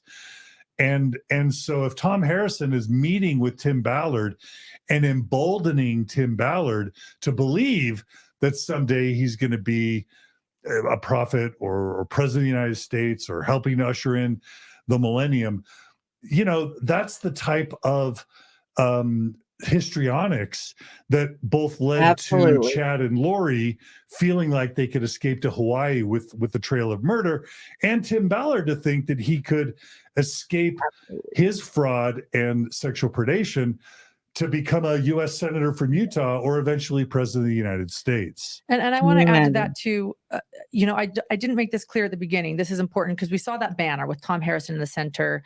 It was 2019 was the Eternal Core. And that's really important. First off, let's point out 2019 is when JJ lost his life, Tylee lost her life, and Tammy and Charles all lost their lives. That was the Daybell. 2019 was a Daybell murder spree. And that banner, the Eternal Core, the majority of that podcast, everything is 2019 as well.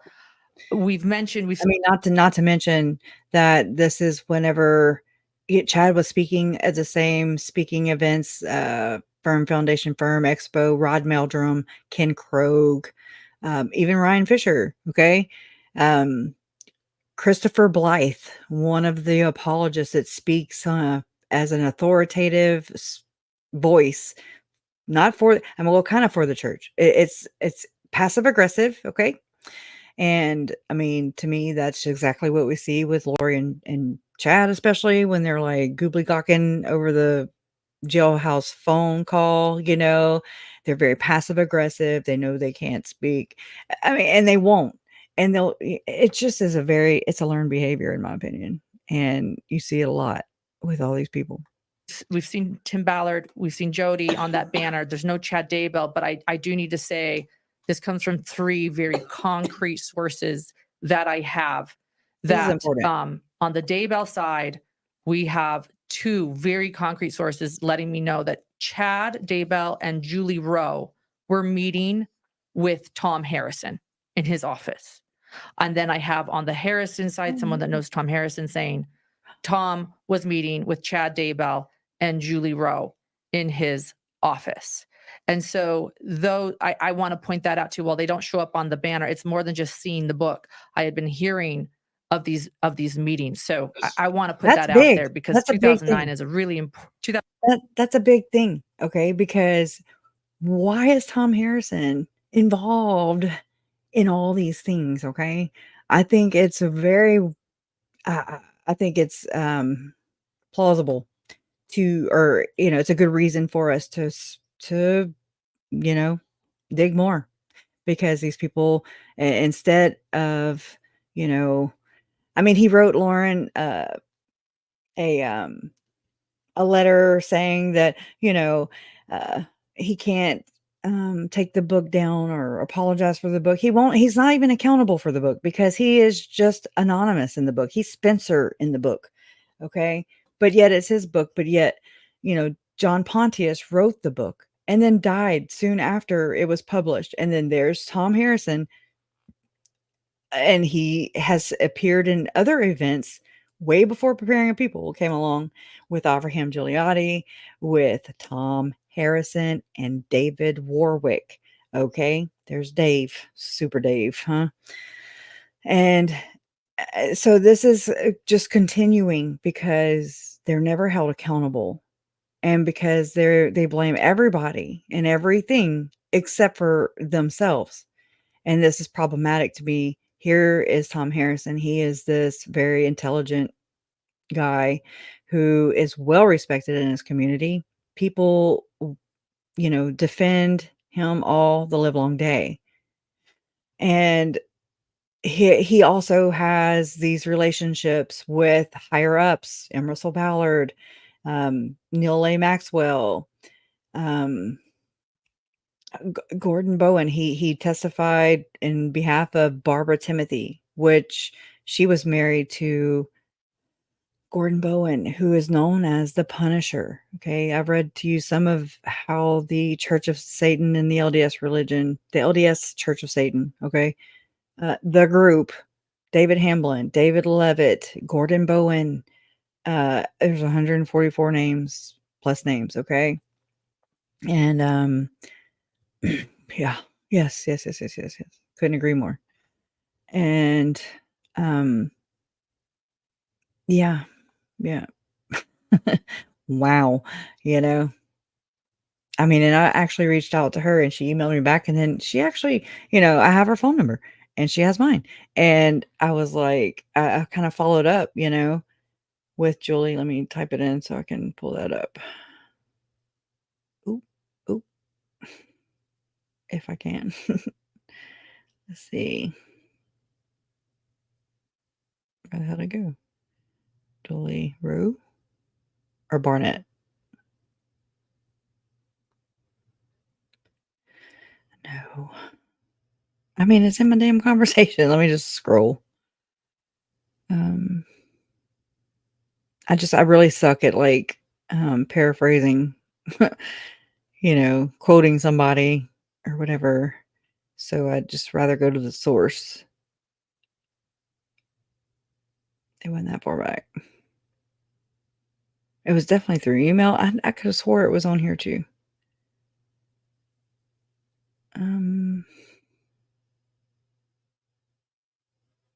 It was around the time that I left for Boise. Okay. Let me look through my... Okay. I don't know. It's not there. But, I mean, she just made nonsense. It was like a toddler got a hold of her phone and text just blah, blah, blah, blah. nothing legible, you know? So I was like, oh, okay.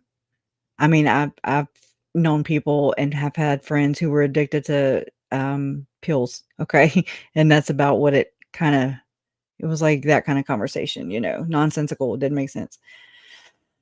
But Tammy and Chad, yeah, JoJo. Tammy and Chad wrote a book called Tiny Talks. Page 74 is a family picture of Chad, Tammy, and the kids jumping on a trampoline. Oh yeah. I haven't seen that in a while. On eBay? Yeah.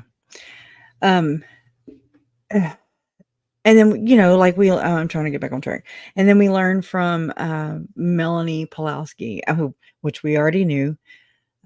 But to hear her testify to it was interesting because, like, she's like, yeah, there's like a pendulum, you know, and we know that. We know that we've heard that before from many other people anybody who's been researching the case, following the case since the beginning, for the most part, or even well after, you know, there's a lot of people who have learned these same things, you know.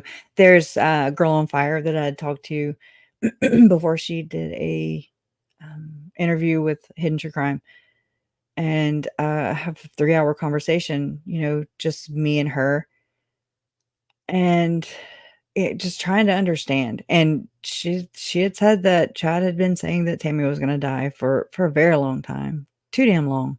You know, he just seems like a damn bully, in my opinion. And it's not too cool. It's not pretty. It's not cool. And it doesn't seem that way. Like he's just a big ass bully. Oh, the weird mom. Are you okay? Who'd you see at the thrift store? Girl, I love me some DI. I should have never stepped foot in that place. Okay. I was like, I'm not going there. I'm not going to support, you know, the cause or whatever. And then I get to Rexburg. I'm Boise last year for Lori's trial. And she was like, hey, we're going to go shopping we're going to go look at DI. And I was like, I'm not going in there. And I was like, I had to go in there. And then ask detective's daughter. I got probably a library of books over there. Okay. That books are heavy, Kresha. And they weigh down your suitcase. That's not, I didn't think that one out. But anyways, good deals, right? Good deals every day. I'm not in contact with Annie. That's not by my choice though. But I'm very much aware of Joe Ryan. I mean, I've become aware through all this. It's crazy. It's nuts. I don't know how, because it's super sketch to me. Completely. Now, I've talked to Joseph Ryan's cousin. She's a sweetheart. She was super close to Joe Ryan. And yeah, I've talked to her. Now, it's been a while since I've talked to her, but she's a sweetheart.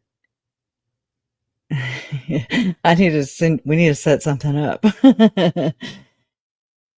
Trafficking Mormon books down to Louisiana, you know.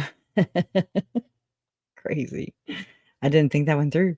I just didn't think it through. Hopefully I can fly up there though again. When it gets closer to after maybe the defense rest, you know, and we go into verdict mode. I would like to be able to get up there quick if I can.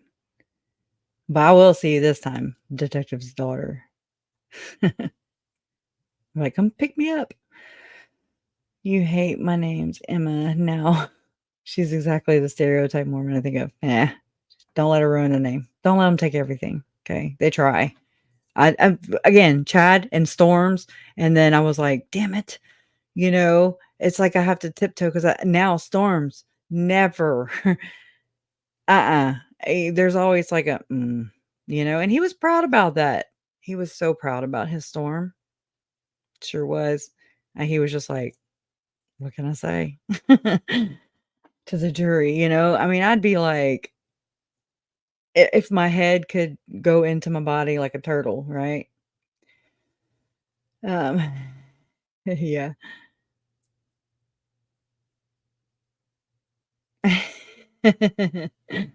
Well, anyways, oh my gosh, the allergies are real right now. All right, let me get back over here.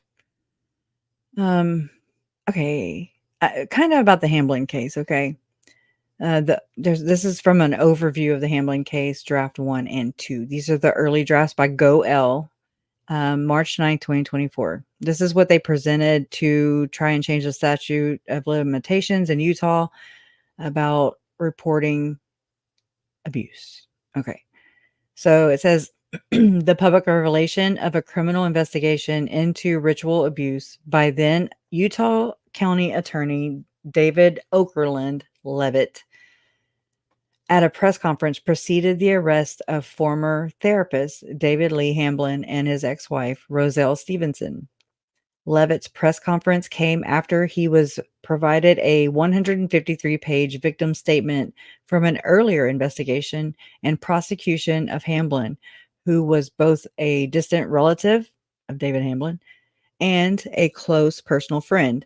The victim statement named Levitt as a ritual abuser and combined with 7 other victim statements written by Hamblin's daughters Rachel, Eliza, and Catherine Hamblin.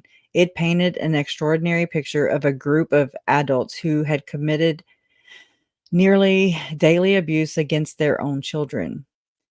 David Lee Hamblin was a central figure in that abuse. As a clinical psychologist, he allegedly utilized his expertise as a therapist and a ritual abuser to train parents.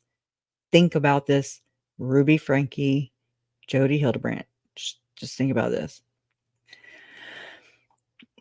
I really think that's what was going on. And I think that's why the older girls, Ruby called, for Pam Botcher to kind of pick them up, just saying.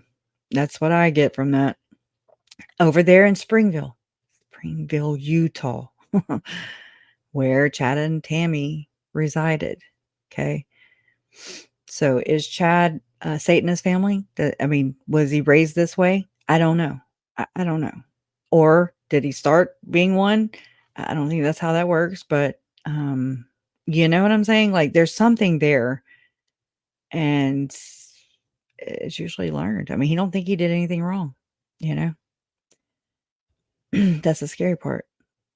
Okay, so all right. He allegedly utilized his expertise as a therapist and a ritual abuser to train parents and children within his group in ritual abuse, with a special emphasis on training children to comply with ritual abuse.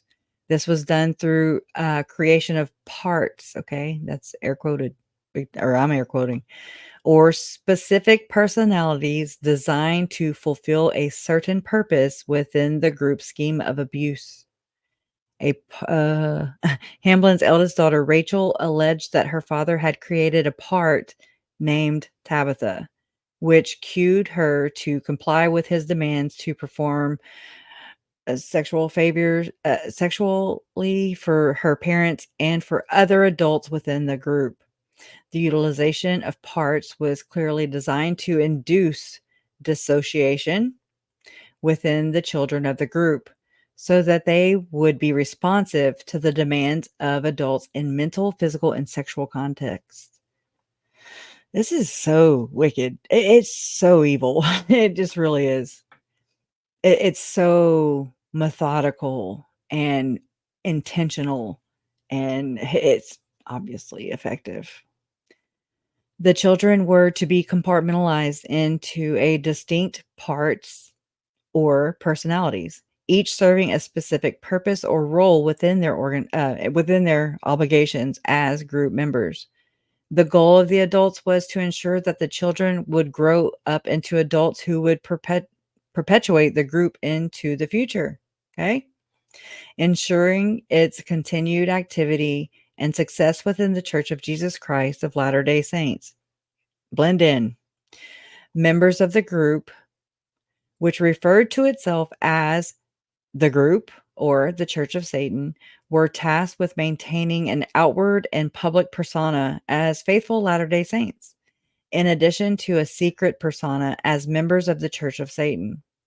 The former persona would provide cover for the latter, and the members would have the credibility and reputational benefits of membership within the LDS to immunize them from exposure for their activities within CS, Church of Satan.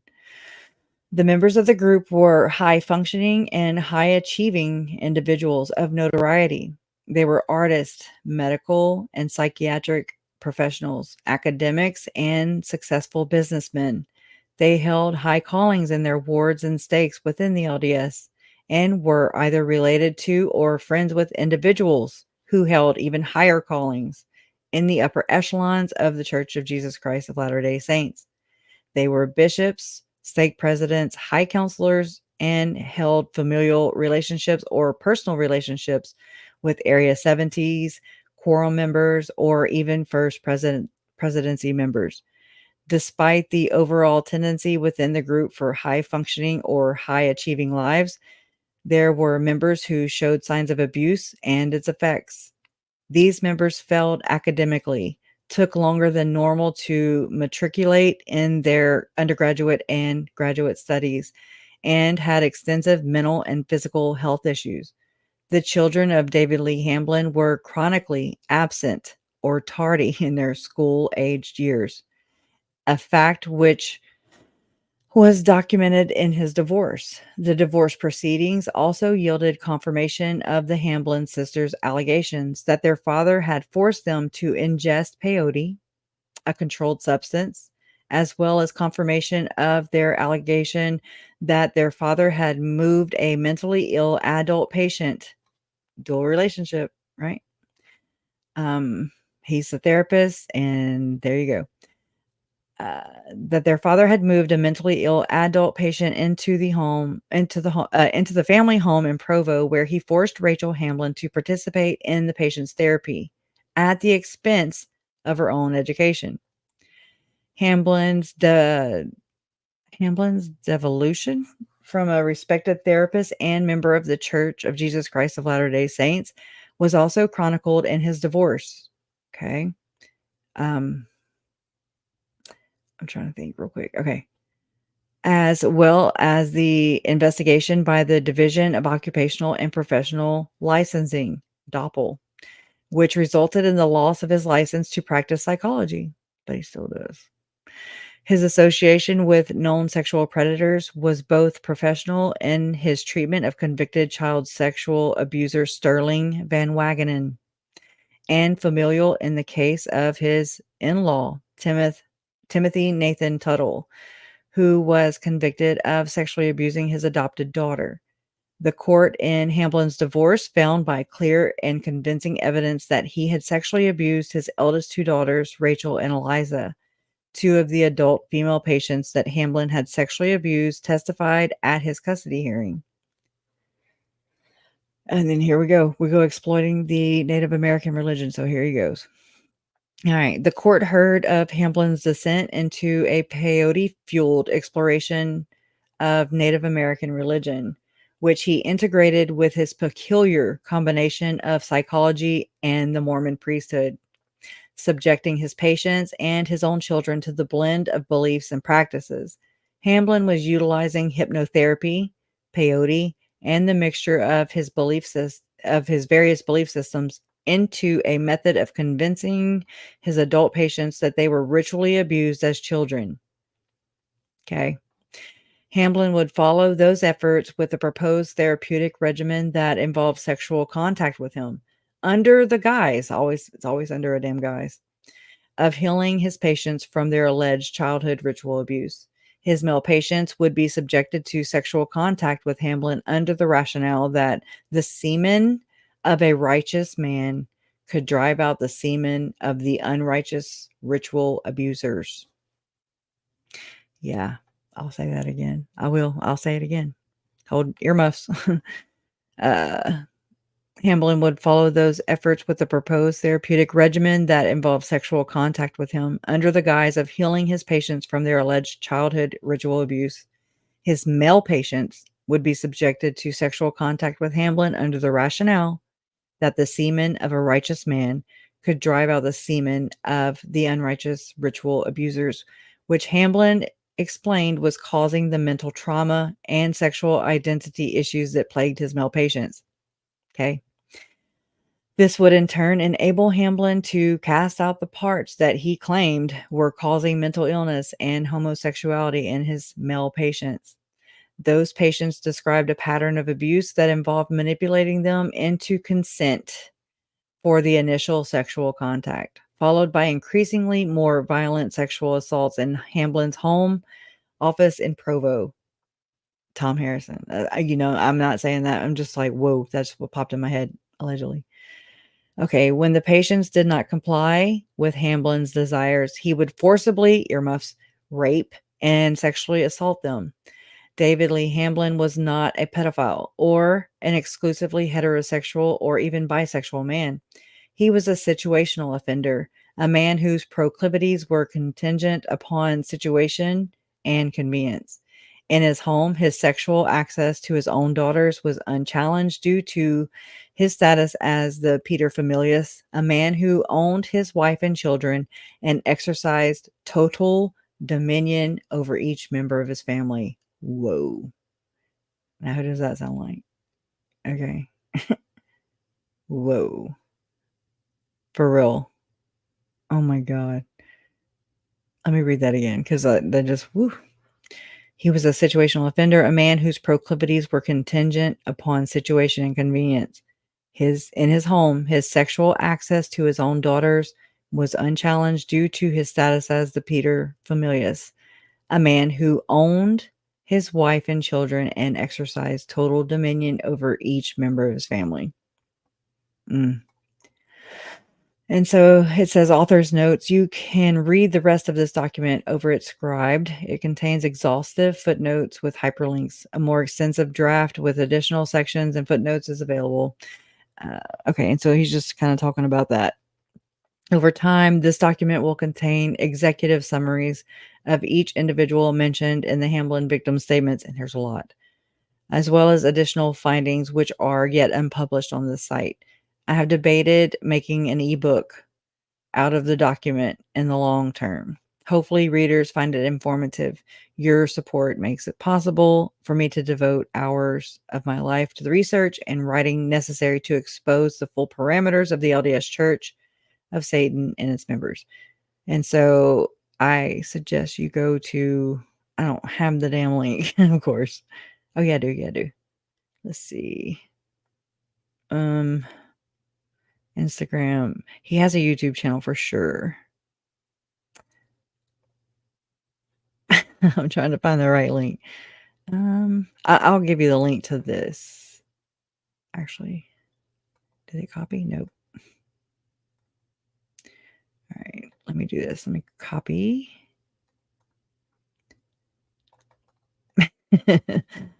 Oh, I just did. No, I just pasted like a dum-dum.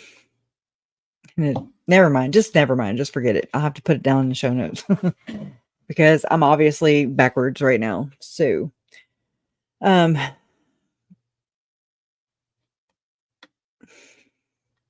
see. Actually, okay, no. Here, copy. Let me copy this time. It's making me open it. Oh, he linked the Visions of Glory. Yeah. All right.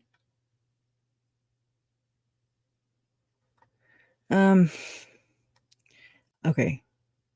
Copy link address. Okay. I'm making this really hard, really difficult. Okay. Paste. God, it's long. It's a long link, but it is in chat. I think to his, actually it's to my design, but oh my gosh. I don't know. I didn't believe all the CS stuff when Donna Serafina predicted it, but turns out it's really a thing. Horrifying. Amen. Yes, it is. I know it's a lot, and it's a cognitive dissonance, right? You're just like, I don't live in a world like that, but it's really been going on since the beginning of time, and it's never stopped because it's never fully they gaslight. I mean, for sure these days there's people in higher positions that, I mean, they kind of, that's the point, is to deflect, to muddy it up, that the whole recovered memory thing. And what was the name of the freaking foundation? Recovered Memory I don't know, something foundation. Actually, and on Mormon Stories podcast, and I'd watched this a long time ago because I've been for years now, just kind of lurking around, just kind of going as I can, making my way, making my rounds, and researching into things. So John DeLynn on Mormon Stories podcast had, and I forget his name right off the bat, but it's like Mauricio, something like that. Let me see. And I mean, I've done research on this guy, and he's one of the spin doctors, in my opinion. He's like here to do disinformation. A lot of cult experts are kind of not so I don't even know the right words. I'm just gonna mess it up, so I don't want to mess it up. But that's whenever I started following Rotting Jules, Dana and her work. And I mean, I'm just trying to make sense of it because I know that it ties in with the Levitts. There's a bigger thing at the head of the system. Okay. There's bigger players. There's Ken Krogh. There's Rod Meldrum. I'm going to read this to you. Visions of a Glorious Thread. Okay. This is just one of the best things ever that I found that's highly informative. And it just, again, it goes all together. They're one and of the same. I mean, at the end of the day, there's Roselle Anderson, who her last name's Anderson. Then you have Tim Ballard. You have like Janet Russin, his psychic. She's like, we weren't channeling prophet, that dead ancient Mormon prophet Nephi. Oh no, we were channeling Tim Ballard's great grandfather, Nephi Anderson. And I'm like, oh, Anderson, you say? And then, I mean, M. Russell Ballard, he's related to some Andersons. Liberty 89. Thank you, Chris.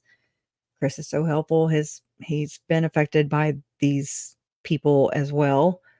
And I just appreciate everybody's fighting this. I really do. I mean, it takes a damn village. It takes a whole damn village, just to kind of figure out where they're lying and who's lying and who's not. And then just to get people to even consider the concept, to consider not. Okay, so if people were to agree that Tylee and JJ are a part of this satanic ritual abuse, this ritual murder, okay, how many other things are they going to try and discount, and just be like, well, but it's not that. But no, it's not that. That don't have anything to do with that person or this company or this church. You know what I'm saying? You have to really do a lot of gymnastics, mental gymnastics.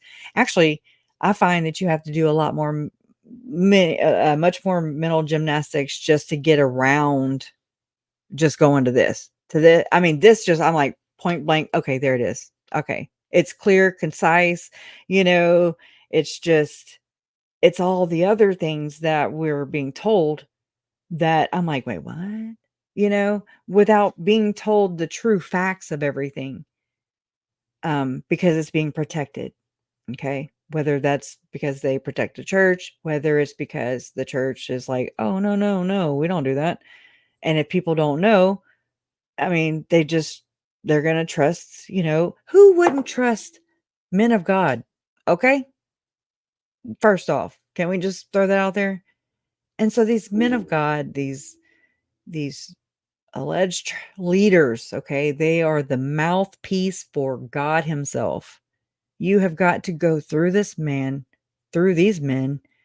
who, in the Mormon church, they're like, okay, we receive revelation and God said blacks can now be priesthood holders and, can practice the priesthood in 1978. Okay. And you're just like, okay, all right. And then, there's so many problematic things.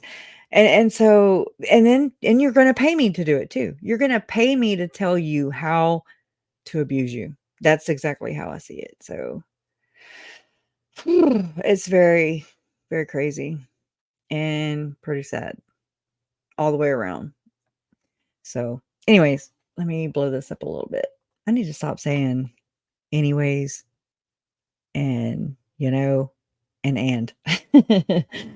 Visions of a Glorious Thread. The Krogh, Meldrum, Harrison, Hildebrandt, Daybell, Rowe, Russin, Ballard connection. It sounds like the damn Pepto-Bismol. Right. Not to mention their sister organizations, OUR, Operation Underground Railroad, Eternal Core, Liberty 89, Visions of Glory, AVAL, Preparing a People, Firm, and CNF.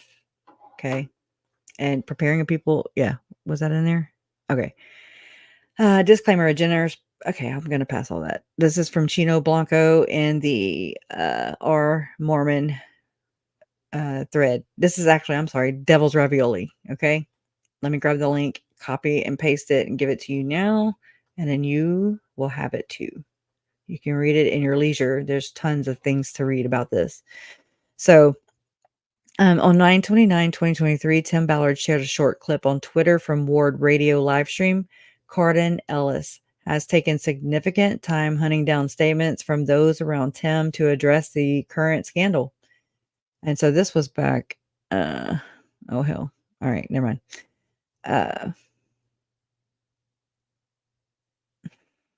Cardin in the live stream shared a statement made to him by Ken Krogh in defense of Tim Ballard.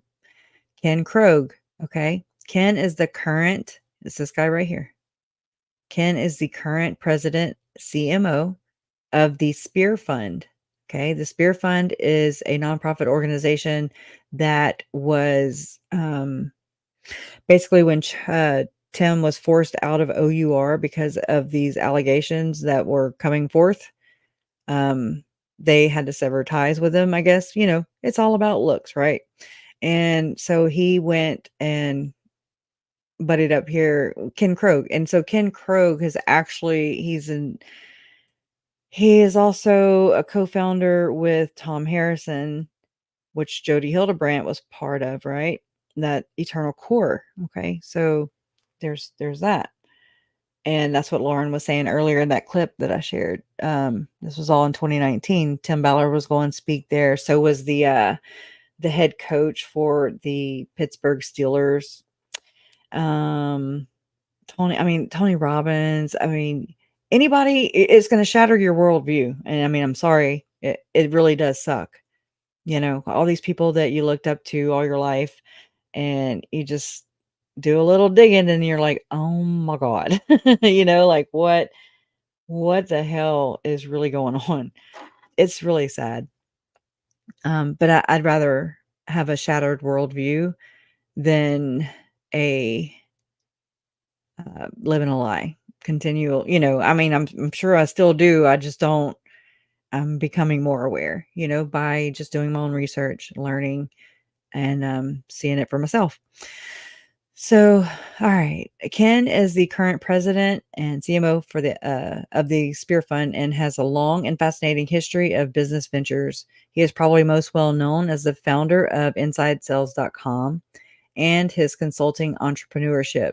He is a member in good standing of the church and he's consulted for the church in a number of capacities. Ken was also head of OUR social media back in 2016. He suffered a significant head injury in a car accident in 2015. This moment seems to be a significant turning point in his life. As recently as 2019, his calling in the church was to manage social media. Imagine that. for 30 Utah YSA stakes. That's youth. In addition to his consulting, he has consulted for the church on a number of occasions. Ken is on the board of Liberty 89 with Brad Brower, this guy right here, son-in-law of Elder Ballard. That's that top dude, upper echelon. Okay. He's the one that sanctioned the damn couple Drews. A media company founded by Tim Ballard.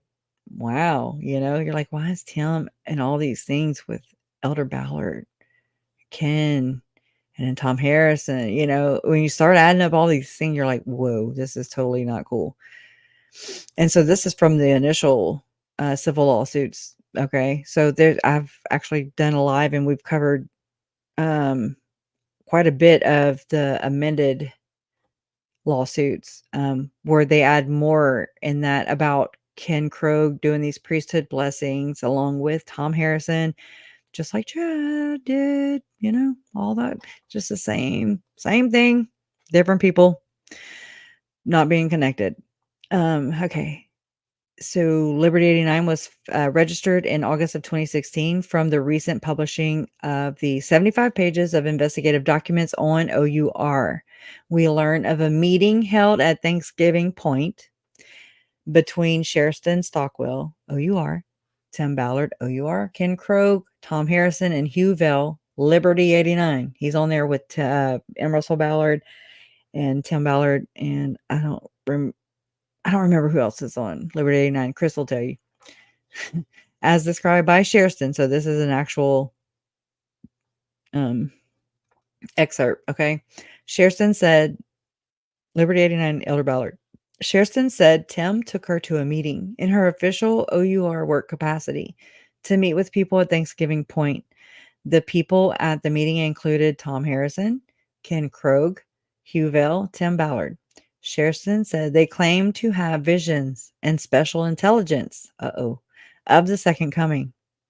Okay. I mean, that's enough for me right there. I'm just like, whoa. These are your accelerationalists. Okay. These are the guys who are trying to usher in the second coming and what that means. And this is what they believe. I'm just going to tell you what they believe. They believe the second coming. Their definition of it is a new world order. Okay. All right. As I understand it, Sherston said that because she had shared some spiritual things and Tim found out about it, he could share with her the more secret things that I'm involved in, that Tim's involved in. Sherston said during this meeting, they spoke about Liberty 89, American being a fallen nation, Constitution hanging by a thread, and how it was Tim's, quote, calling to do these things with OUR and restoring America to the covenant. Sherston said restoring America to the covenant was, quote, a big mission of Tim's. And he even wrote a book, American Covenant. Okay. That Elder Ballard actually talked him into like taking the LDS kind of references out and that way he could open up to a broader community, Christian community, right? Not make it so Mormon-y, I guess you could say. And so Chad Daybell did the same thing with Suzanne Freeman. Okay.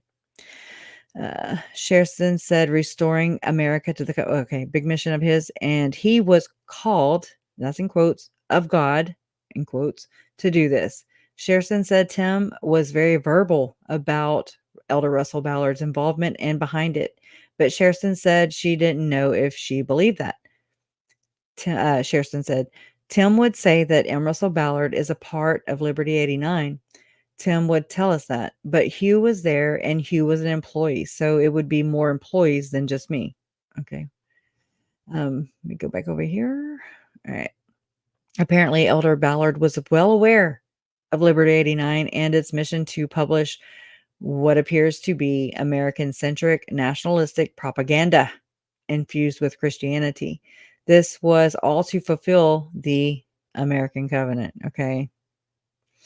On Amazon, a religious theme presented extensively throughout Ballard's books. Also David Barton too. Okay. It is very important to note that Sherston said the participants, quote, claim to have visions and special intelligence of the second coming, unquote. Who on the participant list provided is known to have visionary experiences? Tom Harrison.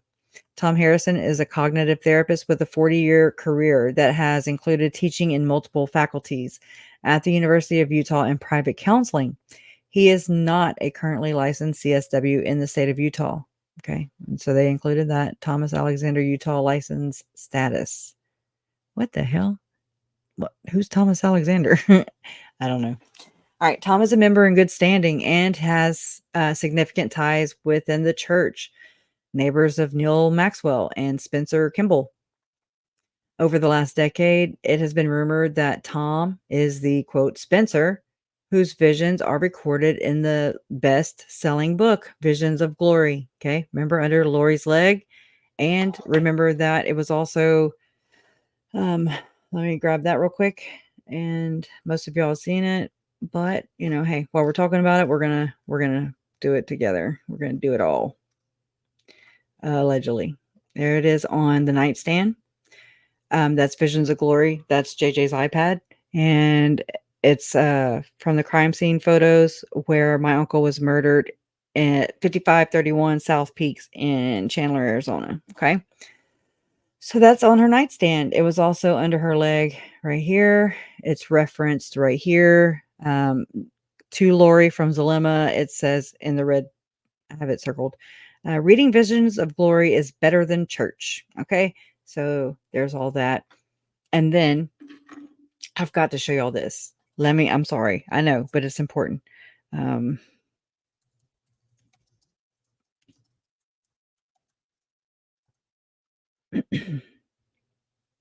on just a second.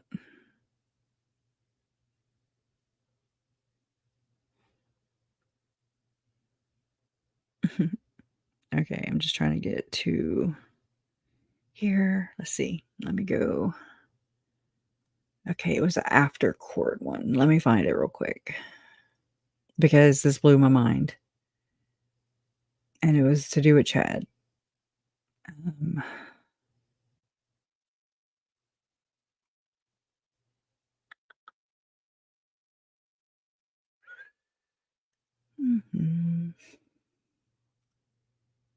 Let's see. I don't know which one it is. I'm trying to think if she said it in.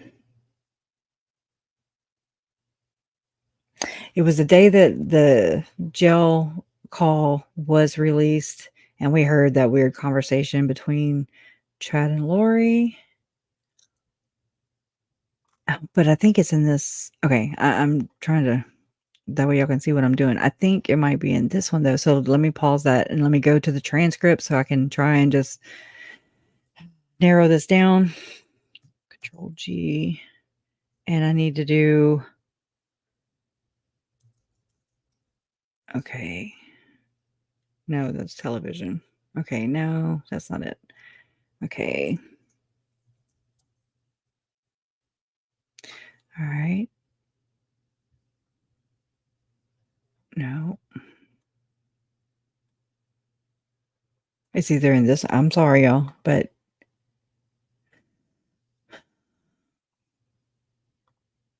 maybe it wasn't in this, but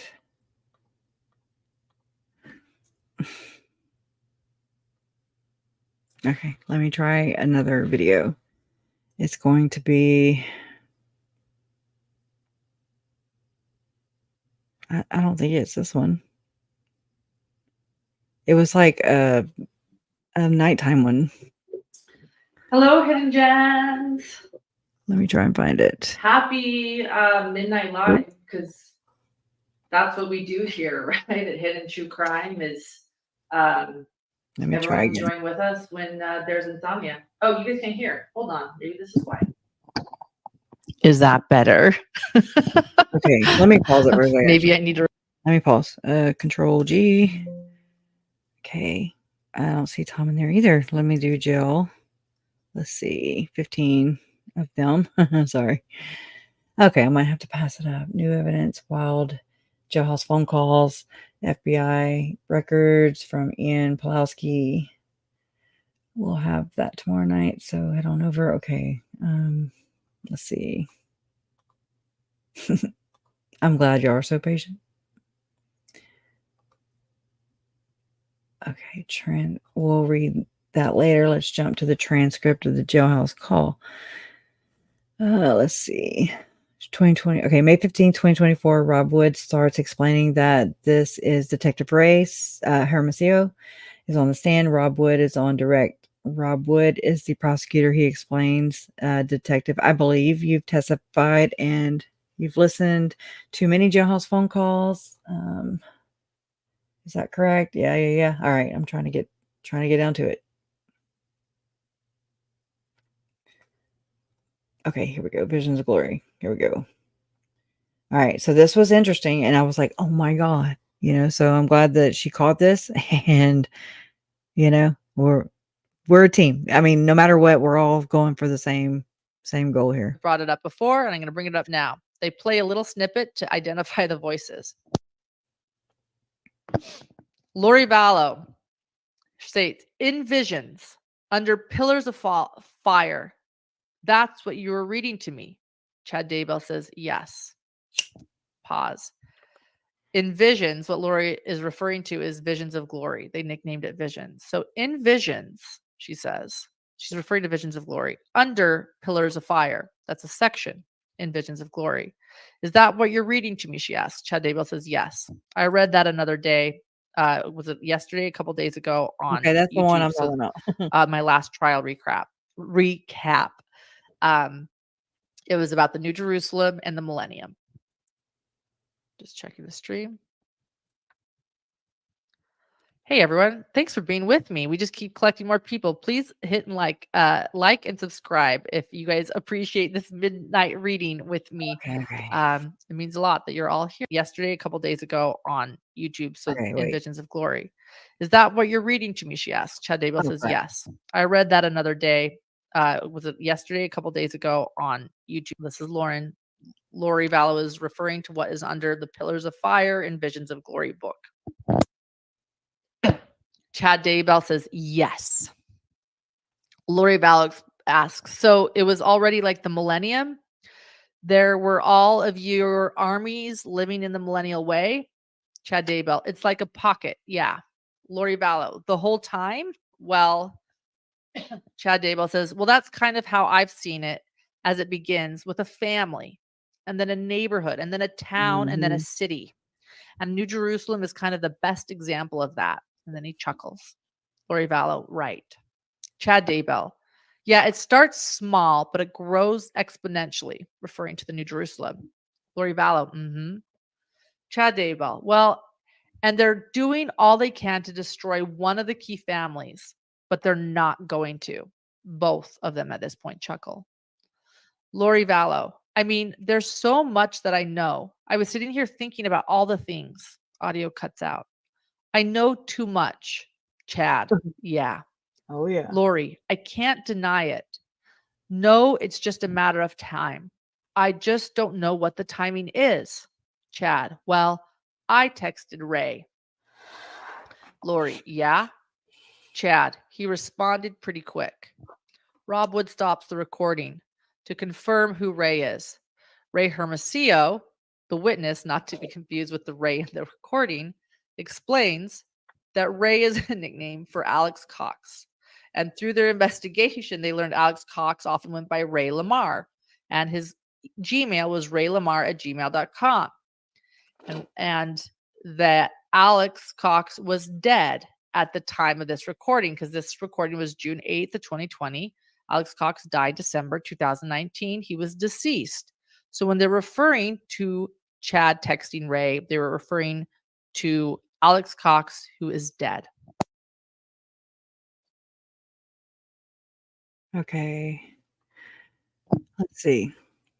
That he speaks to many dead people and in this case he's texting them where oh my God, here we go. Lori writes, well, that's good, referring to the text to Ray. Usually it's hard to get a hold of him. He's busy these days. Chad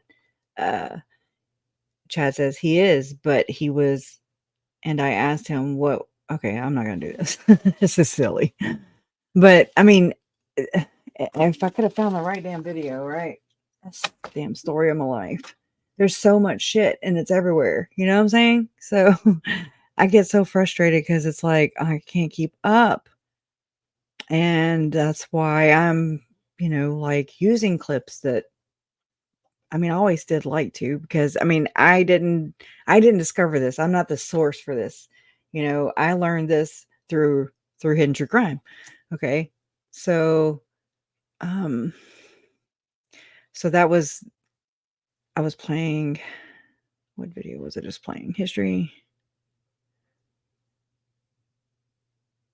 This one. So this one is, oh, damn it. When is it from? May 15th. Okay. So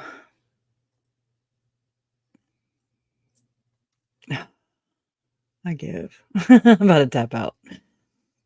Anyways, let me just stop. Okay. I'm running myself ragged here. Oh, I don't know how to do it. It's so complex, right? But I don't know how to do it. And I would have to hire a damn assistant just to organize me, just to be like, okay, present it like this, but that, yeah, it's just not happening. I've been turning in circles for freaking years now, and it's so important, and it's like all in here, but I don't know how to get it out of here and make it make sense, right?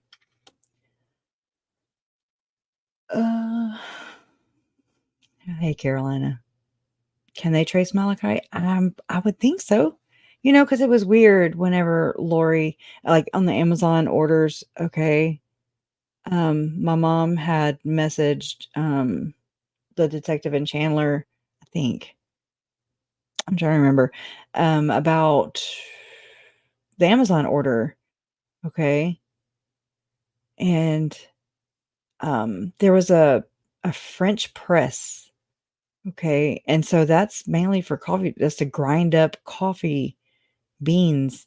And I'm like, well, she's a Mormon. They're not supposed to murder or sacrifice children either, or defraud and stuff. But here we are.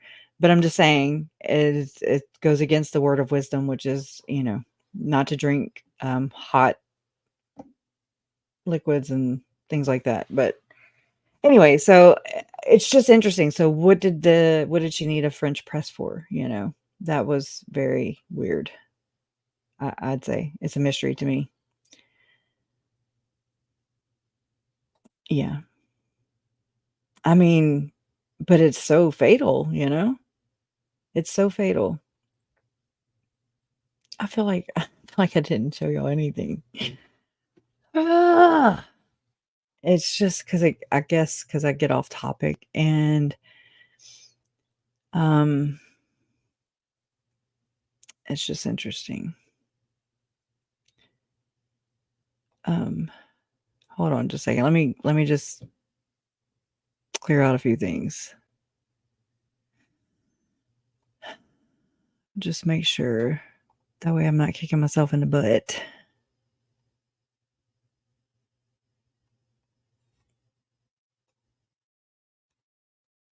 Okay, I have a lot of windows open. I'm going to scroll through this real quick, and then we'll go. If I can find y'all. Okay. Try that. Okay. I just kind of want to get, there's a lot of slides, but I'm trying to get to where I'm at, actually.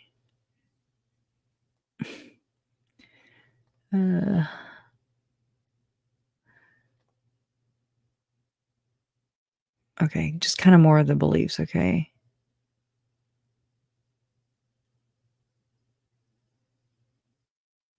What the hell did I must have wrote that in there because right here. Personally, I'm a family member of the now infamous Latter-day Saint Lori Vallow, now Daybell, who was my aunt for more than 14 years. Lori was married to my Uncle Charles Vallow, who many of you know was murdered in July of 2019, admittedly by Lori's brother, Alex Lamar Cox. They claimed it as self-defense. Although this has not gone to trial as of the time of this writing, I am confident that Lori will be convicted of first-degree murder and conspiracy to commit murder in both cases in Maricopa County, Arizona, in the near future.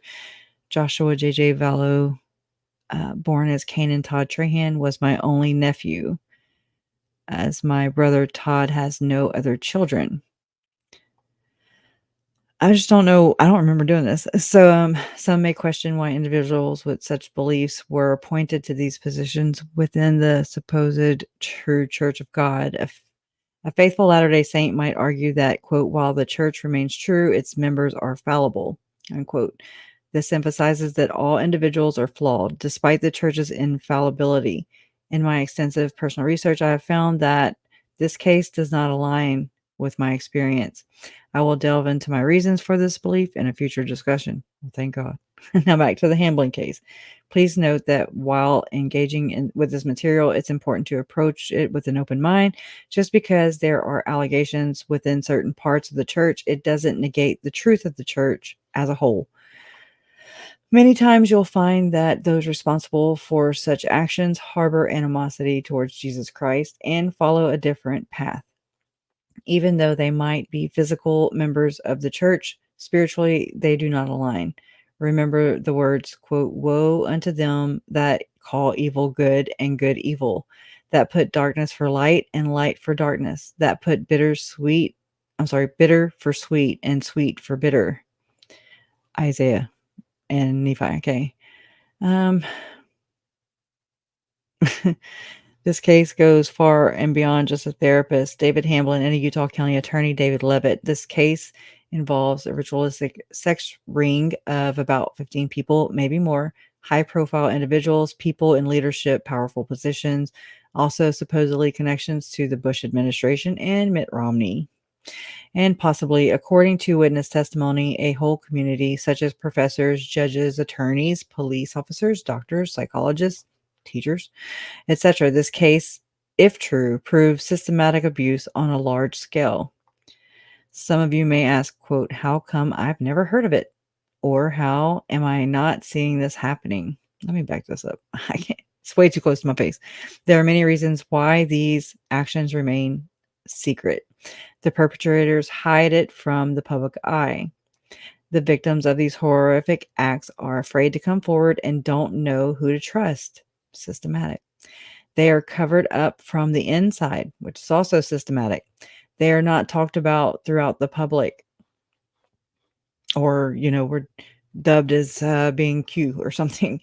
According to Russ Disdar, former police chaplain at the University of Akron Police Department, quote, when officers are trained, they're told to not talk about cases of ritualistic abuse with the media or the public, unquote. Not sure if this happens in Utah. In some cases, the media withholds information. They're sometimes paid to withhold or not cover the story, which is also systematic. They think it's too horrific for the public to know. They are advised not to produce because they don't want newcomers to avoid cities and towns. It's too hard to believe, right? Utah is a hub for these kinds of things because of the cover that is provided. Since over half of the population is religious, no one thinks about anything wrong is happening because, quote, everyone is so good. While analyzing this case, I ponder why our local media outlets have not extensively covered certain aspects of the story. They state that the matter is still under investigation, hence they have faulted further reporting on it.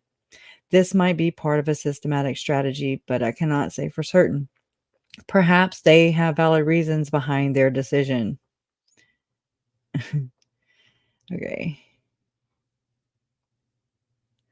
All right. Upon my initial examination of this case, the search results presented limited information from local media sources covering the reopened case, which was quite disappointing. The accusations involved an unnamed therapist, David Hamblin, David Levitt, former Utah County attorney, okay, his wife, Shalom Levitt, Gordon Bowen, and other undisclosed, quote, high-profile individuals, unquote. Presumably, they possess the same information as I, if not more. Specifically, numerous audio and video files can be obtained through a legally submitted FOIA-type grandma request to the Provo, Utah Police. I have the whole case file, too. For additional details, including the 151-page report mentioned in the media and by David Levitt, you can request it as indicated above. I won't be able to address the entire case at once, so for today I'll focus on just one aspect. Let's discuss Gordon Bowen, one of the alleged perpetrators frequently mentioned in the witness testimonies. Allegedly, and according to multiple witnesses, Gordon Bowen was named in the group as, quote, the Punisher. They were told that Bowen oversaw the torture and murder done for Master Mahan. In the religious text of the Church of Jesus Christ of Latter-day Saints, Master Mahan is a title assumed first by Cain and later by his descendant Lamech, or whatever. I'm not very good at pronouncing names. The title indicates that Cain and Lamech were each the, quote, master of a great secret in which they covenanted with Satan to kill for personal gain and the high councils. According to the girls, the witnesses, they first met Gordon Bowen in New York. They said he was extremely wealthy and had worked high up for Coca-Cola. He lived in a huge mansion in the avenues of Salt Lake City, 1999. They also said that Bowen, who I'm just saying, M. Russell Ballard's late wife, also Barbara Bowen. I'm just saying. I don't know if they're related, but they also said that Bowen was a very, very powerful and respected man within the Church of Satan, the LDS one. All right, I will now recount a few interactions that the girls have experienced with Gordon Bowen. To protect privacy, certain names have been redacted, which might make some of the stories appear puzzling. In the fall of '99, the girls mentioned that redacted had shown great concern about the ongoing divorce trial. I would say Rosie, presumably. Both, I would say David and Rosie, were facing issues with the High Council. As the narrative unfolds, things will become clearer.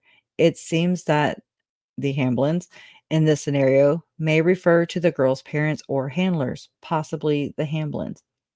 One night, redacted so Rosie told her daughter that all of us were in danger of being punished. She said we had to go visit Gordon Bowen with offerings, us the girls, so that maybe he would be pacified and not go after us. The girls were terrified to go see him because of his reputation. I would say Rosie said that if we did not cooperate, she would arrange for me, one of the girls, to live with him for a few months. When I arrived at the mansion, I was eventually told to go up to a bedroom and wait for Bowen. This is the bad one. Okay, when he came in, he was angry and R-worded me. Then he opened a small leather bundle which held all different kinds of strange and sharp knives. Now think about the damn apartment, right? He picked up the knives and started to explain how sharp they were. He would do this by putting the blades on my fingers until I started to bleed. He then described how he used them on disobedient young girls, to, quote, skin and fillet, that's in quotes, among other things. He told me that I was never to tell anyone that I had been there. After he left the room, I started to cry and kept crying the whole night because I heard her sister crying and a lot of other voices, animal-like sounds, screaming, right? And screaming. Oh God, this next experience is quite disturbing. Well, right. We, the girls, went to Gordon Bowen's house again. This was in the fall of '99. This was one of the nights we were tortured.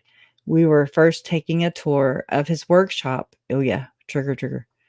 Warning. Gordon Bowen bragged about, We were first taking a tour of his workshop as Gordon Bowen bragged about what he was doing for Lucifer and the Church of Satan. During the tour, we saw a dead man's body hanging from the ceiling, completely skinned, many different types of machines, large tables with straps to tie people down during torture, antique torture devices, and mannequins. Can you imagine? He told us that they were, quote, outer shells of real people set up in sexual or violent positions around the room. He then showed us his masks, known as ceremonial masks and death masks. These masks were made from human skin and sometimes still had the hair on the top. They were used during rituals, sacrifices, and when torturing. Bowen claimed that the people's spirits were still in the masks when that they had made. He also showed us coats that he made out of people's skin and dried organs. Okay. He also had shrunken heads. After the tour, he locked the door and started R-wording and T-wording us. We experienced this for hours. Bowen would wear some of these skins, right, and praise Lucifer during the torture. Note, I won't describe some of the T-word because I can't even get myself to write it. It is so horrific. They were not only T-worded, but were forced to watch and listen to other parts of the T. Okay, experience. They were forced to watch him clean out and skin an already dead body. After the T-word, they were thrown in small wooden boxes / cages. Based on the timing of what they said, they claimed to be locked in the workshop for over 12 hours. Think about the damn Frankie kids. Another experience. During 99, Provo, we were blindfolded and brought before the High Council. The High Council was wearing dark cloaks. I swear to God, this is what I envisioned for JJ. I'm just saying. And Tylee. Anyways, the High Council was wearing dark cloaks and masks, so we could not see who they were. It's eyes wide shut. The council was meeting for some sort of trial for David and Rosie were mentioned. Okay, redacted David had broken their covenants with Lucifer and had endangered the Church of Satan and Lucifer's work on the earth. The council then voted to revoke David's position as Pater Familias, head of the household, over redacted, and that was authority was transferred to redacted again. The council then looked at me, witness, and told me that it was my sworn duty to follow anything and everything they commanded.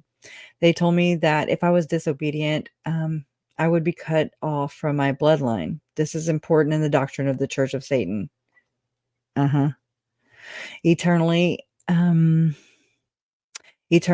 would be turned over to Gordon Bowen. They said that he would have no restrictions and be able to do whatever he wanted with me, T-word and sacrifice. Then they would easily cover up the murder. These experiences were truly dreadful. According to the girls in the 90s, they attended gatherings at Gordon Bowen's mansion multiple times, meant for individuals who were wealthy, affluent, talented individuals who were well connected. These are the sole stories I will share in this article. For further details of the aspects, I omitted victims. Refer to victim statement number 2 here. And so that's kind of the end. Let's send our prayers to these individuals and anyone else facing similar challenges. The existence of evil is a reality. It seeks to harm humanity's souls. With the presence of evil, the presence of Jesus Christ is also real. Cling tightly to Christ with all your might. He is the ultimate source of help and salvation. Stay tuned for further updates on this topic. So, okay, at least I got to finish one thing, okay? At least one damn thing. That's y'all couldn't even read it, huh? That sucks. Anyways, all right. This is yeah. Anyways, okay. We'll go ahead and end on that. Y'all, I'm sorry. It is late. It's 2:22 where I'm from. the game. Kanye West is linked up to Sean Reyes in the documents that came out from suing Sean Reyes initially. I think it was in those, right? I'm pretty sure.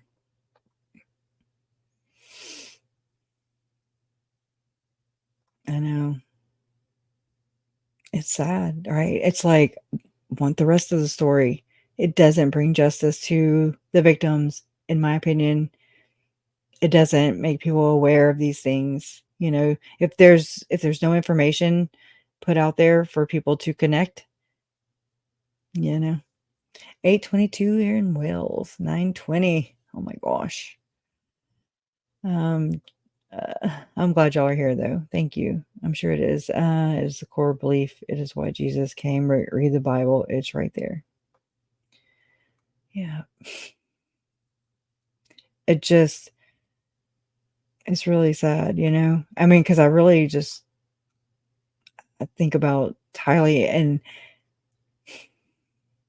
JJ, you know. I don't know why they were handled different. I don't know why we don't have.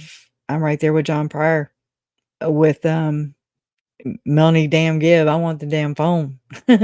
You know, you give me the contents of your phone like Zalima did. Okay. You don't get any free pass here, sister. And so that's interesting because Jason Mao in the FOIA docs that I'll have to put a link here too, I guess. But in the FOIA docs, Jason Mao, you know, it said that Lori had texted Jason Mao, and she was like, "Oh, I'm the one that met you in the temple." Okay, this is like the thing. Okay, it's like a business, it's like an underground. Let's meet in the damn temple, and you know, she went with Nicole Earl to the temple, and obviously she wanted that further light knowledge, right? That's that further light knowledge code phrase. Okay. And I guess whenever you ask for that, you are ready to, you know, participate in the dark arts via polygamy.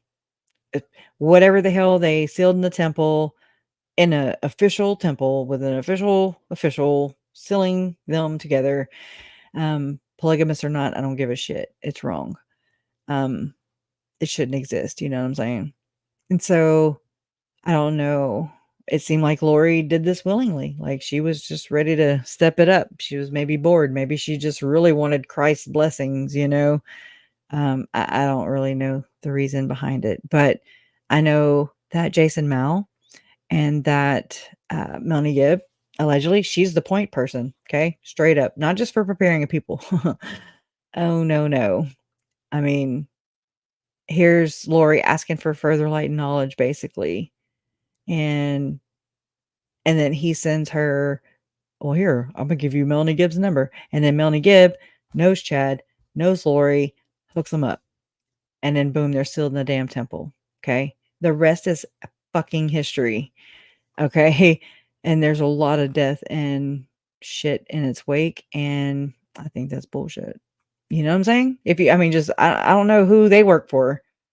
I mean, like in life, you know, like who is above and calling shots above Melanie Gibb and Jason Mao for sure.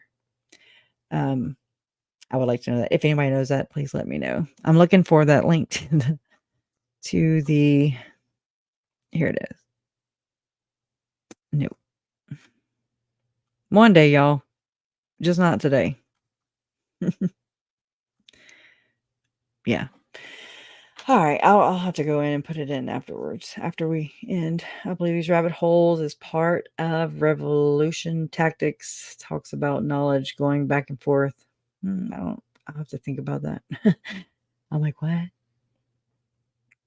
The kids' deaths nearly match up to the satanic calendar. Yeah.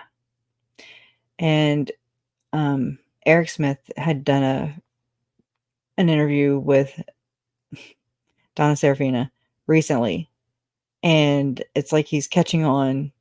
He was like, maybe Chad is part of the left-hand path. And I'm like, definitely, but that's a generational thing. So that means Jack and Sheila. That means broad meldrum, and and so there's connections to like the place where we had the children's celebration of life.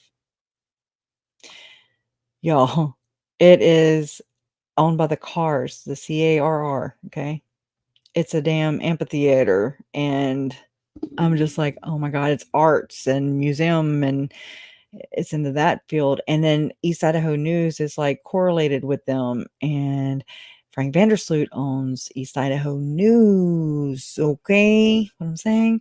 And then I've scouted down a bunch of, I was trying to get all the things together for Frank Vandersloot to kind of pull that in a little more, because Frank Vandersloot's stepdaughter too is named Sharissa. And in the text messages between Alex and Lori on September 22nd, when Melanie and David were present. Do you have eggs? I have eggs. That weird conversation. They're texting each other. Lori and Alex are texting each other back and forth, weird stuff. And we're like, eggs? Like, oh my God, what? Okay. I mean, there's GHB in the little boy system. My baby nephew system. Okay. Yes, Natalie. Yes. And not only that, he owns the Melaleuca plant, right? And Ian works for the Melaleuca plant. Do you hear me? Okay. Do you hear me? Please. I wish I could code talk right now, but I don't know how. But okay, so let me get back on track. So Sharissa is allegedly, Frank Vandersloot has a stepdaughter named Sharissa. And in the a text message at the same time I'm telling you about with the eggs and all that shit. Frank, I'm sorry. I can't get them off my brain now. Lori is like texting Alex, okay. And some time goes by, and it's like, and she's like, meet me in chat at the terrestrial church. Terrestrial means the next plane, right? The next plane, not on earth, which is telestial. Terrestrial is the Church of the Firstborn. Do you understand what the Church of the Firstborn is? Church of the Firstborn is a title. It is not an actual place. Unless somebody names it, I'm gonna name me a church and get me a 501c3. Just kidding. So meet me at the terrestrial church, and meet me in chat at the terrestrial church is what Lori says. And then I don't know what happens, right? There's just these texts. Okay. Then it seems like she may be at home. It seems like that. But she's like asking Alex like what he's doing, and he's like, I'm getting a fresh sealing, SEALING, from Sharissa. Okay. I don't know. Trying to make sense of something without all the pieces. And so, but having to do with Frank Vandersloot, let me grab it. Just give me a second. Okay. This should be in here.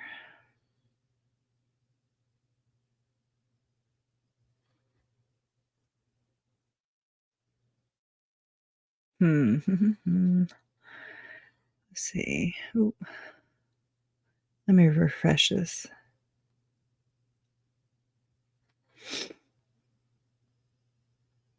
Oh, and guess who else owns, crematorium? Wood. Just the last name Wood. I'm just saying. Ooh. And then Lockheed Martin was at that celebration of life at the actual building we were at, the auditorium thing, the stage, that place where we had it. There was a plaque or whatever in the front window, one of the front windows, saying it was an older building, of course. And it was like thanking Lockheed Martin for basically renovating, so I'm just like, oh, okay, it's all starting to make a lot more sense. Let's go here.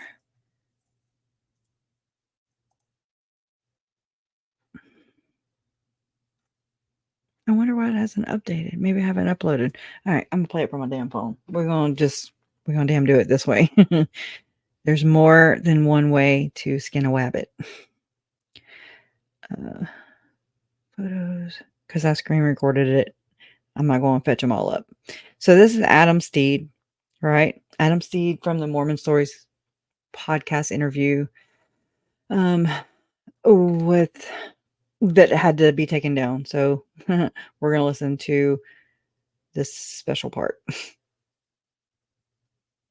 Like the amount of things, like you get a story inside of a story and a story, and huge influencers like the billionaire Frank Vandersloot was writing up op-eds that probably cost, I think they cost $100,000 worth of advertising over a period of time or something. I don't know the number. I heard someone say that to talk about like this child abuse story. It wasn't the case, and I there were letters. So like right there, he's just saying, you know, because it's hard to follow, right? But I mean, pot stir right here. Okay, he's another one, and I mean, oh my God, poor guy. Anyways, but I mean, he was trapped in the system, who is only about the system and the system's image, and that's it. Just like a narcissist, when they're done with you, they are flipping done, and you're trash. You don't exist, in my opinion. And so whenever I caught that little nugget, I was like, Frank Vandersloot. So he's going to receive I want to say, not a congressional medal. That's probably not the right term. I'm not good at quoting people. Okay. But, it was for, you know, him, his father and his mom did so much work. Adam Steed's parents, right? They did a lot to change the laws in Idaho. He's from Pocatello. Right? That's Southeast Idaho. So is Rexburg, Southeast Idaho. Okay. And another thing too, just I'm going to put this out there. I don't know for what it's worth, right? We kind of found this out not long ago when we were talking about this before. Donna had Googled it and let us know, because I wanted to know when East Idaho News was established, you know, because if you control the media, you kind of control the narrative. Okay. I'm just saying, I'm stating the damn obvious. I'm not accusing anybody, just stating the obvious. And so I wanted to know when it was established, because I'm thinking of baby Dior. Okay. Or what I wanted to see what was kind of happening at the same time as East Idaho News launching. And that was baby Dior. Donna found that out. It was 2015. And also 2 of the people that are named in the Hamblin statements as abusers, Gary and Joy Lundberg, are promoted on East Idaho News as well. Okay. I want to say his mask slipped off. Okay. During a diddle. Mask came off. Anyway, and he's a therapist. So there's that. And yeah. So I'm just saying, it's just really bad. It's just bad. And nobody likes pot stir. Nobody likes the pot stir, right? And, you know, but for what it's worth, and I can't prove it. I can't prove anything, but I can put things together. I sure can. I can stir the damn pot. Right? And Chad having access and being at the church house. Heather Daybell said that, right? Just saying. So when you just kind of start adding all these things up, yeah, I don't feel bad for, I mean, I kind of do sometimes. That's because I'm human and I expect that they have the same kind of emotions that I do, but that's my bad because they don't. And I'm not going to be, I don't want to be part of I don't want to protect this.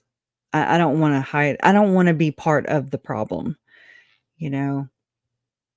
And if more pot stirrers unite, um, you know, we can run the world. I'm just picking.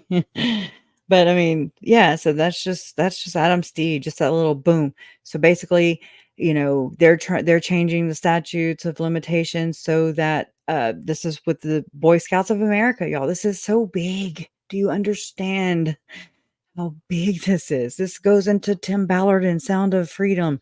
This goes into the Boy Scouts of freaking America.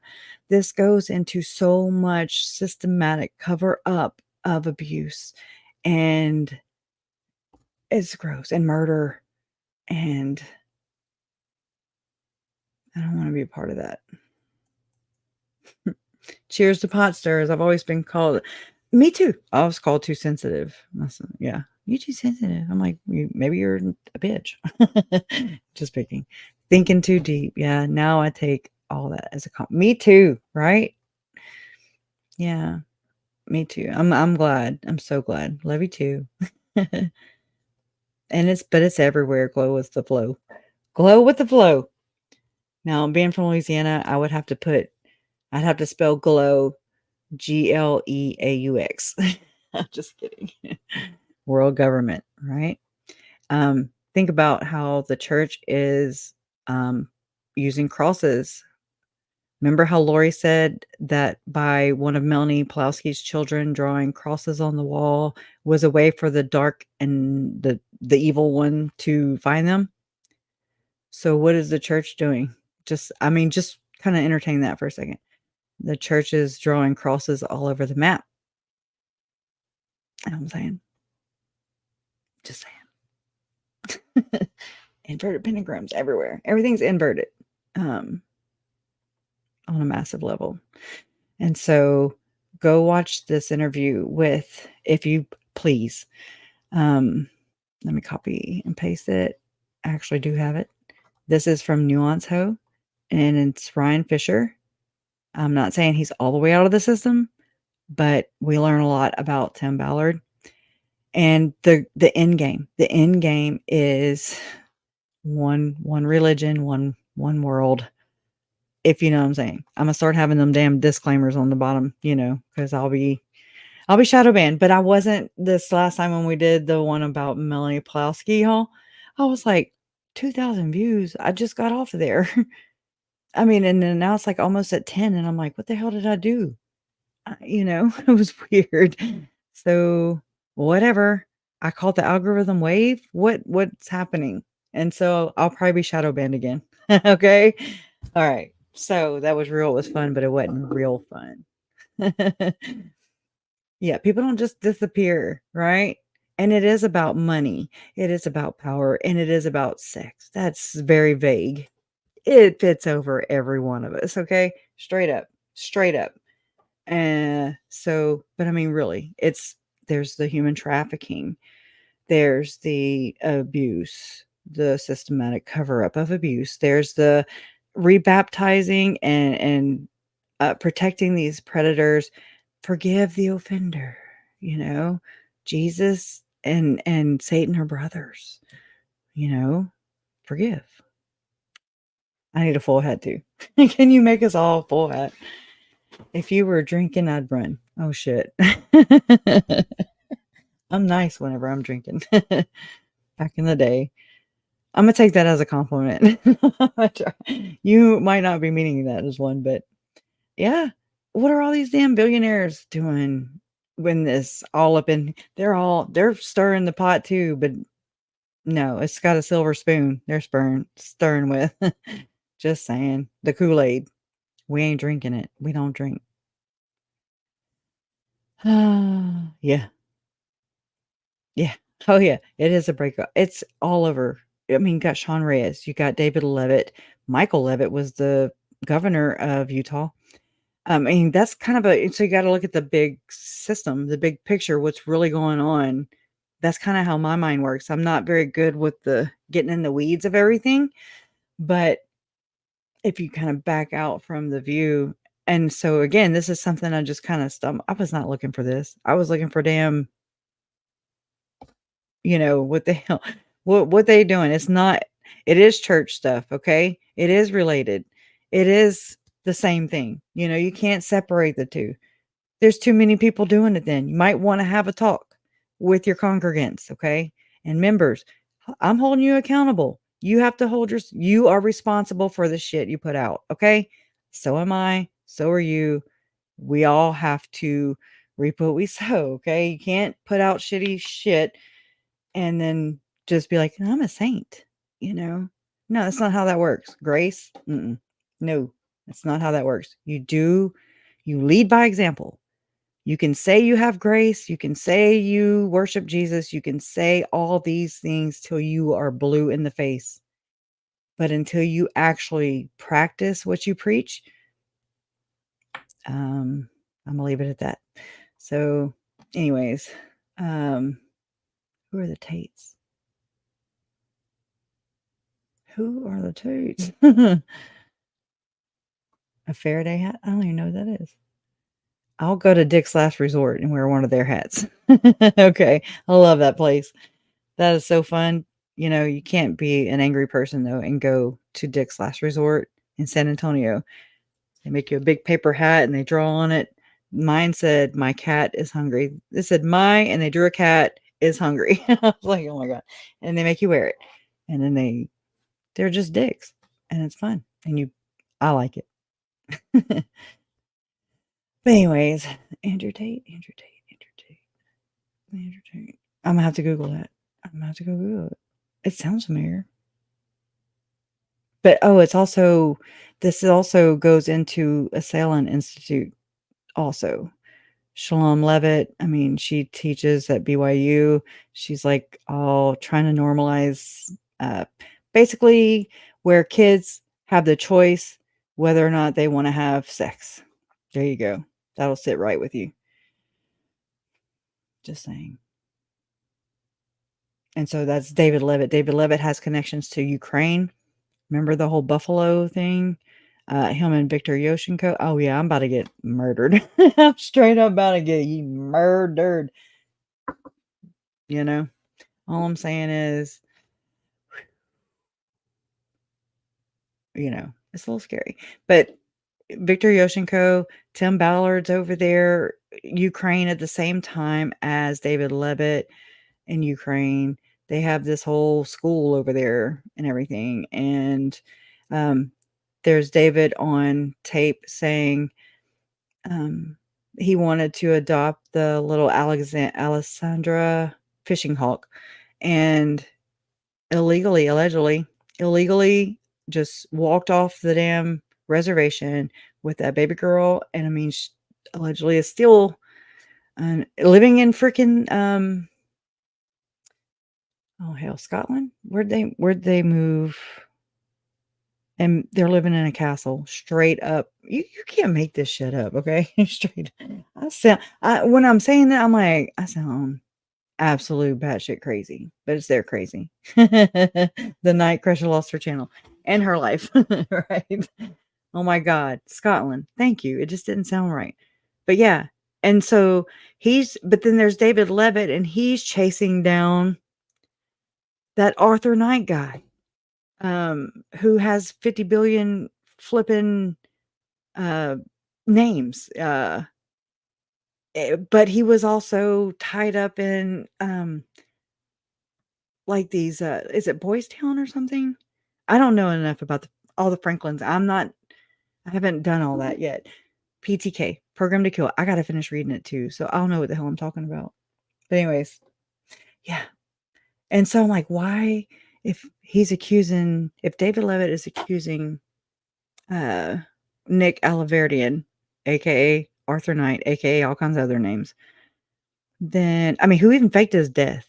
Straight up faked his death. Okay. This is crazy. And anyways, moved to England, Scotland, and then they just extradited him back to Utah. Watching him go through a court hearing in Utah, Nicholas Alaverdian, is like watching Daryl Brooks. Okay. A sovereign citizen. you know how you go in circles and circles and circles and circles because he'll never admit who he is, but they've done DNA tests to find out who he is, and it matches allegedly.